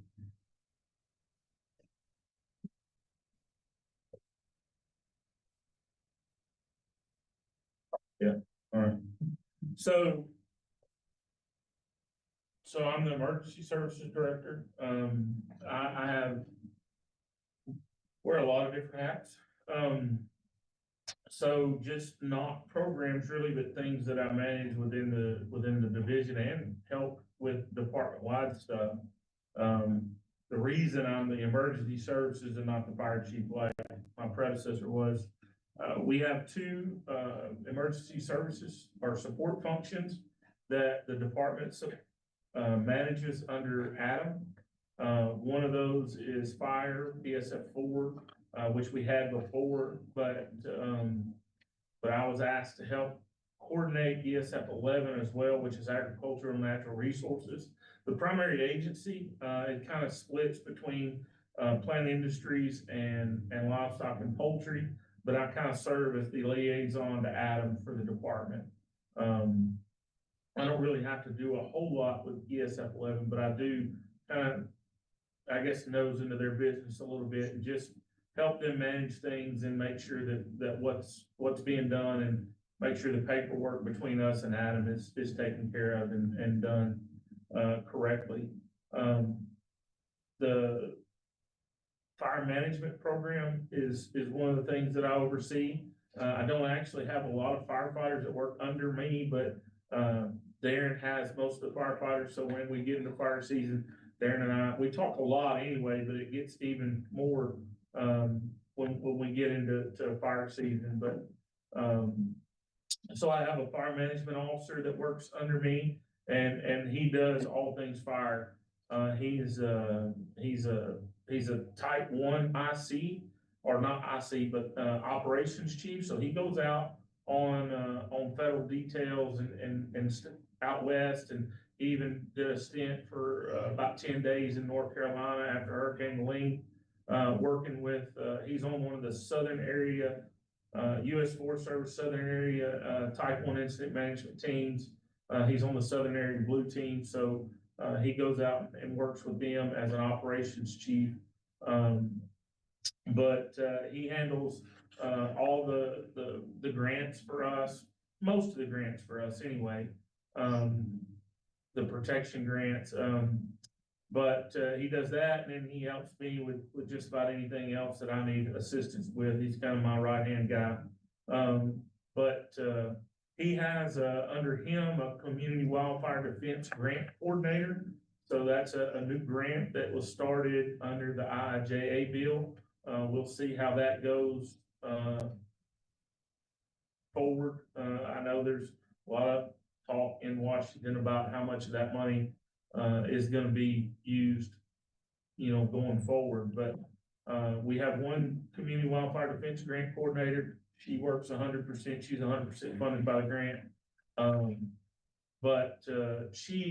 So we work we're a pass-through entity for that community wildfire defense grant. So communities within Arkansas can apply for the grant. They can get funding to do community wildfire protection plans, or they can do funding to do fuel mitigation projects. And then the way the money flows is if they are awarded a grant, we actually receive the money and then pass it through to those communities. So we have her there that it both works as a mouthpiece going out and promoting the program, but also, does all the paperwork and all that stuff to make sure that's done. We actually had a community wildfire defense grant, awarded to, Amelia Fire Department and kind of north central Arkansas, this last year to do a community wildfire program or protection plan. So we're working with them to get that taken care of. We've already talked a lot about aviation. I have just one or two things to kind of clarify there. So technically, right now, if you went and started counting airplanes, we have 14. But we're in the process of getting rid of 3 of them. So we have 3 kind of older Cessna T-41s that we're getting rid of. We picked up a couple of pretty nice little Piper airplanes from Florida, I don't know, 3 or 4 months ago now. So we're getting rid of some of the older airplanes that we have, some of the less used ones, I guess. So when it's all said and done, at the end of the day, we're gonna have 11 aircraft in our hangars. And that gives us enough so that if one goes down for maintenance, we can still provide detection to the state if we need to. And I always kind of, when I took over, I looked and I thought, well, that's a lot of airplanes, but surely we won't ever get down. But yeah, even having 13 aircraft, which we've had, and 11, 12 aircraft, which we've had, there are times when we're kind of trying to scrounge around and make sure that we have a plane to fly. Our aircraft fleet is what, the average age is a 1968? 1967. Okay, so 1967. So we don't have any new planes. We have, from a 1958 to a 1984. 84 is the newest one. So we don't have any new planes, but, we also have a mix of federal excess property planes and planes that the state actually owns. Of the 11 that we have, I think, we'll own 5 and the federal excess property owns 6. And it could be flip-flopped. I'm not sure about that 6th plane there, but anyway, that's where we are on aviation. We also have a central dispatch center. That central dispatch center is at Malvern at the airport as well. It's operated 24 hours a day, 7 days a week, even during ice and snow and inclement weather, we keep it open. We've had people basically live there for 3 or 4 days when they got snowed in. But we got a lot of dedicated folks that help staff that dispatch center when we need it. And they have 7 full-time dispatchers, a dispatch manager, assistant dispatch manager, and a fire weather specialist that works out of the dispatch center there. And if you need them, like I said, they're there 24 hours a day, 7 days a week. Somebody is on staff, and usually more than one person is on staff at the dispatch center. Our communications team, and there's a map. Let me ask a question about the airplane. Talk about the year that the plane was built.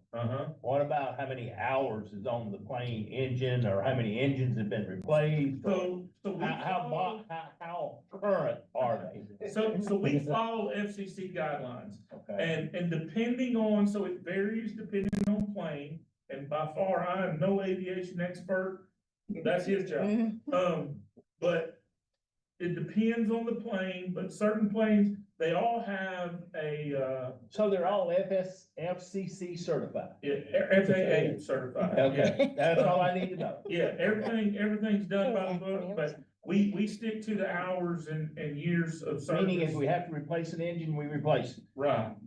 Yeah, so Aren't there- we have I believe that 206 is a 76 model 206, but we got it from Tennessee, and when we got it in, we wound up, it had an engine that didn't have I don't know, like 5,000 hours on it, and you're supposed to be able to run them 10,000 hours, but it hadn't been overhauled in 20 years. So we got the plane and immediately spent $50,000 putting a new engine in it. because it was over the time. So they have a time stamp and an hour stamp on them. And the only thing that's finite is the airframe itself. And we've had a couple of airframes that got close to the maximum hours that they were allowed to fly. Do we have our own maintenance staff for those planes? No, sir. So that's No, all outside? Everything is done outside. We did have, at one time, we had a pilot, our last aviation manager was what was known, he held a mechanic and a frame inspector certificate from the FAA. And he did a lot, but that's pretty rare to be able, especially for what the state pays, to be able to find somebody that holds all those certificates. But we outsource just about, there's some things we can do, but 90% of our maintenance, we have to outsource with those aircraft. We, rotate one or two planes a month, rotate through maintenance. Well, we're trying to get them kind of on a better schedule. Right now, we just had 3 went through maintenance last week. We have 1 in maintenance next week. Take about a week. We won't have another airplane scheduled for maintenance about July, roughly. So we're gonna try to get them on a little bit of a schedule, so they're not all stacked together while, say it's October and we're trying to do detection flights all across the state, and all of a sudden 5 aircraft come up for an annual inspection. So that's something we're gonna try to get And you mentioned we have 2 full-time. We have 2 full-time. But you have a lot of. Yeah, we have 15 part-time is our cap. And they're part-time and they're not required to work. And that's something we've been working on is, we had a lot that were on the list of part-time folks, and they didn't really want to turn loose of being a part-time pilot, but when you would call them, they didn't really want to come to work either. Which didn't help us a whole lot. So we've done a lot of work over the last couple of years, trying to pare those down and get some folks that really wanted to fly. And when we call them, and I understand they're part-time, they can't be there 24 hours a day, 7 days a week, but, at least when we do call them, say, well, I'm doing this, and not just, well, I really don't feel like flying today, so. I think They wanted to fly enough to keep their licenses. That's about all they really wanted to do. And this is what I've learned since being a state forester is it sounds like a lot of planes until you get fires going all over the state, and then you're trying to cover the whole state. Yeah. With 7 or 8 planes. So we have 7 districts, we have 11 planes, we have 7 districts, and if they're all flying detection, we actually have 1 district that has 2 routes, but we very seldom ever fly the second route, because it's all in the Delta. But we have 7 districts, that each district has an individual route that is flown within the district. So that's 7 planes if they're all flying, and then we have to have an 8th one there for air attack if we have the seats on duty. So we have 11 planes, and 8 of them can be easily tied up, all of them on a mission at one time. So that's only 3 extra. So Last fall, we brought on 2 extra seats. yeah, We had last 4 seats from. fall we had 2 extra seats come on, and we actually had 2 air attack planes on standby. So we had 10 or 9 of the 11 planes would have been tied up in one day. And it gets hard managing those pilots. So, that's his baby now. So if that's all the questions for aviation. So communications, we have a big, inventory of radios, both mobile and handheld radios that we operate. We have about 800 radios in the field total, between mobiles and handhelds. We just upgraded our handhelds. We had taped, VHF radios. We just upgraded those to BK Technologies. And they're a dual band radio, so they allow us access to both our VHF network and the state's AWIN network, which Adam maintains now, which is it's a good network, but it just doesn't fit what we need. So we maintain our own network. We have 53 repeater sites in the state that we maintain. We have, of course, maintained the FCC licenses for all of those. and I've got 3 guys that work in that department. I've got a manager and then 2 technicians that travel the state. And when I say travel the state, they put some miles on and boy, they rack up some comp time. Yeah, we have, they put a lot of miles on state rigs. I think the last one we got one, a truck in 2022 and he had a 16 model that had 300,000 miles on it. So, they drive quite a bit. But they do a really good job maintaining our equipment and maintaining our radio system. It is a full-time job maintaining the towers and all that stuff. Can you communicate directly with volunteer fire departments and? Most everywhere across the state we can. There are a few places, a few counties that have went to what's called Moto Turbo. And it's a digital radio system that Motorola puts out, and it's proprietary. And if you do not have a Moto Turbo radio, you cannot talk to a Moto Turbo system. There are a few places that have those, and it creates a little bit of an issue for us. But most of the counties in the state, we have pretty decent communication with. And most BMPs have our frequency, at least one of our frequencies. So we can communicate with them on a pretty regular basis. And if they don't have it, I mean, we give it to them freely. So, if they want it, all they have to do is ask. But yeah, we try to maintain communication with all of our operators. We have communication with the U.S. Service and most of the other, national partners in the state as well. So Something else is becoming more important to us in other states is tracking our crews on the ground when they're fighting fires and some of this new technologies. yeah, we're hoping the BK radios, they have some pretty neat features in them already, like, we didn't realize they were coming with it. They just kind of I would like to say I was smart enough to say, yeah, we wanted that, but I'm not gonna lie. It was, we figured it out after we got them that when you key one of those radios up, if I'm talking to someone, when they key their radio up, it displays on my screen the direction and the distance to the person that just keyed the radio. So I can see where that'll help tremendously, but we're kind of working with BK and they're working with another company called,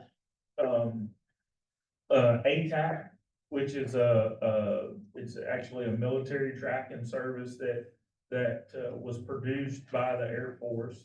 And they released some civilian models of it. They're working with them to try to get their radios, get a patch for their radios so that their radios will communicate with the ATAC system. And if that works, if they get that done, then we'll pretty much have killed 2 birds with 1 stone by upgrading our radios to the BK radio. That'd be a big bonus. Yeah, and I know that when people say tracking, you know, a lot of folks automatically think we're sitting, you know, a big brother sitting in Little Rock watching where all our trucks are going and all that, and it's not what I'm looking for. I'm looking for that incident commander that's on a fire to be able to pull a laptop up or an iPad up or his phone up and look at an app and see where everybody that's on that fire is in real time. And anybody that's on that fire to be able to pull that app up and see where they are on that fire at all time. And makes us a safety. Well, it's a safety thing, but it also makes us far more efficient, you know? If you've been fighting fire long enough, you'll run into a situation where, you know, you plow 200 yards of fire line, and when you pop out on a gravel road, you realize you were only 50 yards off of it for the last 150 yards. You know, you could have easily just plowed right out to the gravel road and been done an hour ago. You know, so it's that kind of stuff that I'm looking for to make us more efficient and a lot smarter in the way we fight fire and the way we operate. Let's see, we heard a lot about Firewise, so unless y'all have some questions about that, I'll just kind of skip over the Firewise program. I thought Travis did a very good job with that program this morning. And Travis's office is at Greenbrier. We have a compound at Greenbrier, and that's where his office is at, where he stays most of the time. Our rural fire protection office is at Greenbrier as well. We have a shop up there with 4, full-time mechanics. There's a shop supervisor and a mechanic supervisor, up there. So those mechanics, they work on our equipment some. We're a little bit limited, especially if the technology gets more and more. We're starting to get a little limited on what we can actually do on our trucks and our dozers, but we do what we can. And our districts do a really good job of working on their dozers as much as they can as well, to kind of save on some of that maintenance cost. When you take a dozer to Striblin now, I mean, a lot of these shops are charging $150 an hour for shop hours. And we don't pay near $150 for our rangers to work. So we can put 2 or 3 rangers and still save money on what it would cost to have one shop mechanic working on it. But we have the shop up there. Their primary goal is to, as those federal excess trucks come in, to go over them, to make sure before that department gets it, whether we fully refurbish the truck and get it ready to go, or they just want us to make sure it's roadworthy. But every truck that goes out of there before it leaves our compound, we try to make sure that it's at least safe to drive and will get them from point A to point B before it leaves that shop. So that's their primary goal. We have 2 truck drivers that drive cross country picking this federal excess property up. And in my time, they've been from Long Island to San Diego. So we go from coast to coast. We really don't do much up in the northwest part of the nation because it's just so hard to get to. But Colorado, we go to quite often, and a lot out east, and then some, southwest. But we try to stay as close as we can, but if there's a good piece of equipment, we'll go pick it up. We picked up a lot of big, nice fire engines, not stuff we've got to turn into a fire engine, but actual Pierce pumpers and things like that over the last several years, and those are the ones that we really like to go get. But we've got 2 of those guys, if that's all they do. They kind of work in the shop if they're not on the road, but help around there, but that's their primary focus, is to go pick up equipment.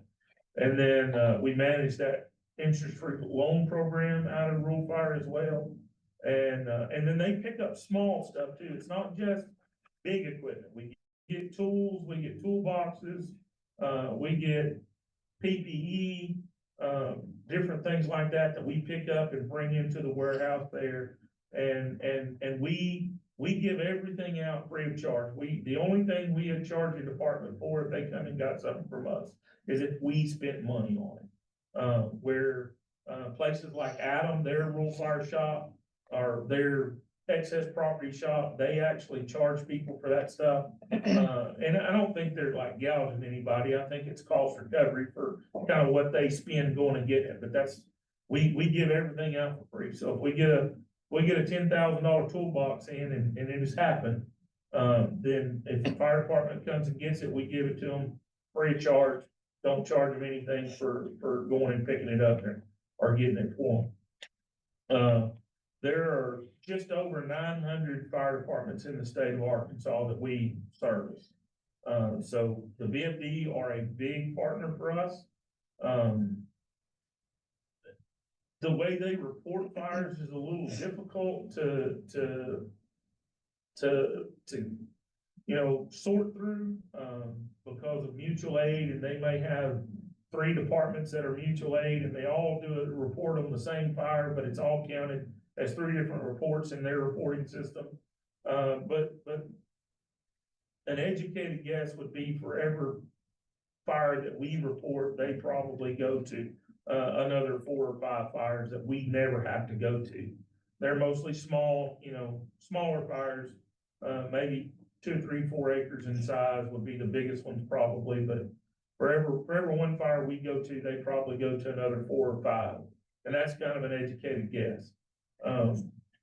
So they're a huge partner for us, and we spend a lot of money training them and providing equipment for them. And there's a good reason for that. Let's see. So division equipment, I also, get to help manage the division, fleet. So we have about 150 passenger vehicles that we operate within the division. About 50 of those are currently over 150,000 miles. So we have an aging fleet, and we know that it's a constant struggle.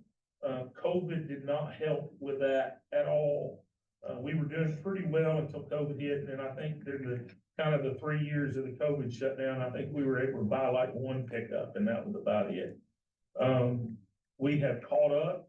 The last couple of years, we bought, I think we wound up with 14 last year, and we've got 6 on the docket this year to try to get replaced, so that helps tremendously. We're caught up or not. We're not caught up, but we're working on it anyway. When you have, a third of your fleet's over 150,000 miles, it's hard to say you're caught up. So we have about 150 small vehicles. We have 110 dozer units. Of that 110, 4 of them are not frontline fire dozers. So we have one at Balcom, we have one down at Bluff City. We've got a couple, scattered around at other places in the state, but they're available for fire use if we need them, but they're not dedicated fire dozers. The rest of those dozers are all fire dozers. We finished last year, actually. We replaced all of our frontline fire dozers that are open. So everything that's a frontline fire dozer is an environmental cab dozer. But we still have about 43% of our fleet that's over 20 years of age. So we have an aging dozer fleet as well. We have a big contingent of those were all bought with some ice storm money back in about 2002. And I'm trying to remember exactly, but somewhere around 20 of those are all like 2002 Cat E5Gs. They all came at one time. So, but we're working on trying to get those out of the system as well. In a perfect world, I would like to see us have nothing over 15 years of age, but we're just not to the point where we can do that. And then we have 105 transport units that we have. Those could be piggyback units, or we have a lot of tractor trailer rigs that we pull dozers with as well. Those we don't replace quite as much as we do the tractors, the dozers. We can kind of limp them along a little bit, and don't have to have a new truck every time we get a new dozer. We don't put a lot of miles on, so they don't get a lot of wear and tear. The issue becomes when they get old enough that we can't buy parts for them. And we have a few that are getting close to that age, but not completely that yet, but, we actually, we have a lot of guys that do a lot of good work and have a lot of good ideas. We have the trucks that come with all those 2001, or 2002 Cat dozers. One of the Achilles heels of those trucks is they have an electronic shifting transmission in them. They're not automatic, but they have solenoids that actually do the shifting for the transmission. And we have started having lots and lots of trouble with them. And they were costing us $2,500, $3,000 every time we'd send one to the shop. And one of the guys in District 4 sent one to a shop, and they were able to buy just a standard manual transmission and put it in for about $4,500. And then you never have to worry about the solenoids going out again. And we had some that had been to the shop 2, 3, 4 times for these solenoids going out. So that's some of the things that we're doing with these trucks now, is whenever one of the transmission goes out, the electronic shifting transmission, we're sending them. We found a few shops across the state. We send them to them, and for just a little bit more money, we completely replace that transmission, and we don't have to worry about it near as much. And it helps the truck out. They used to be really slow, and they're not so slow now. They do really good. Let's see. I think, that's everything. I hope. I don't think I forgot anything. Can you tell a little bit about compact? Well, so we have, our employees can go out of state a couple different ways and fight fire. So compact agreements, we're in what's called the South Central Forest Fire Compact. And it's actually codified in law. It's in natural resource, what is that, chapter 5, the natural resources section of law. So it had to be ratified by the legislature when we went into the compact.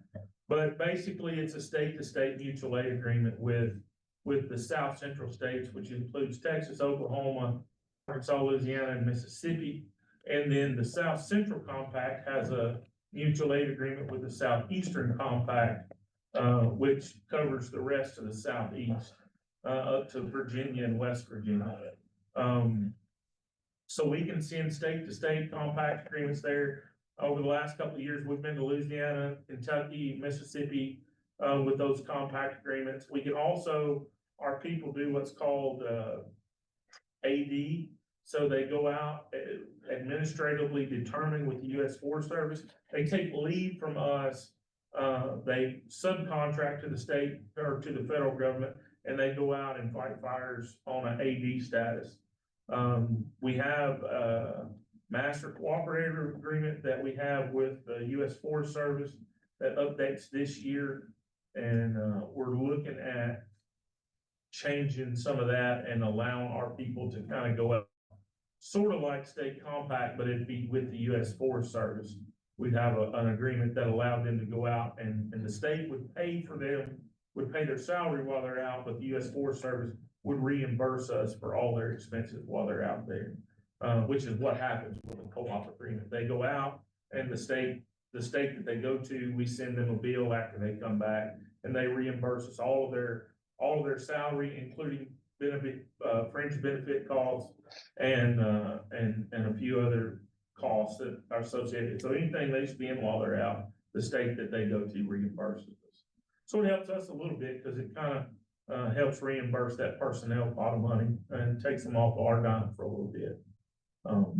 Usually those compact and AD deployments are usually around 17 days is what we figure when someone goes out. Any other questions? Respond to storm damage. What's the mechanism? You wait on a county judge to call, or how do you get involved in that? Technically, yeah, so Adam would prefer that the county judge call Adam, but they don't have too much of an issue if a county judge calls us directly. But we don't self-deploy. We can, but you get into some issues if we do, there is a federal disaster declaration, we may or may not be eligible for some FEMA money. So we typically wait for a county judge to ask me, but, we try to have good relationships with all our county judges and then make sure that they know what we can provide for them. But we do a lot of storm damage work, that is for sure.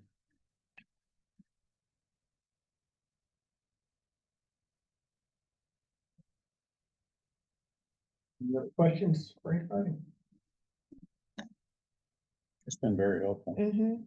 Enjoy it. There's a lot goes on. It does. You mind if I say something? Yes, sir.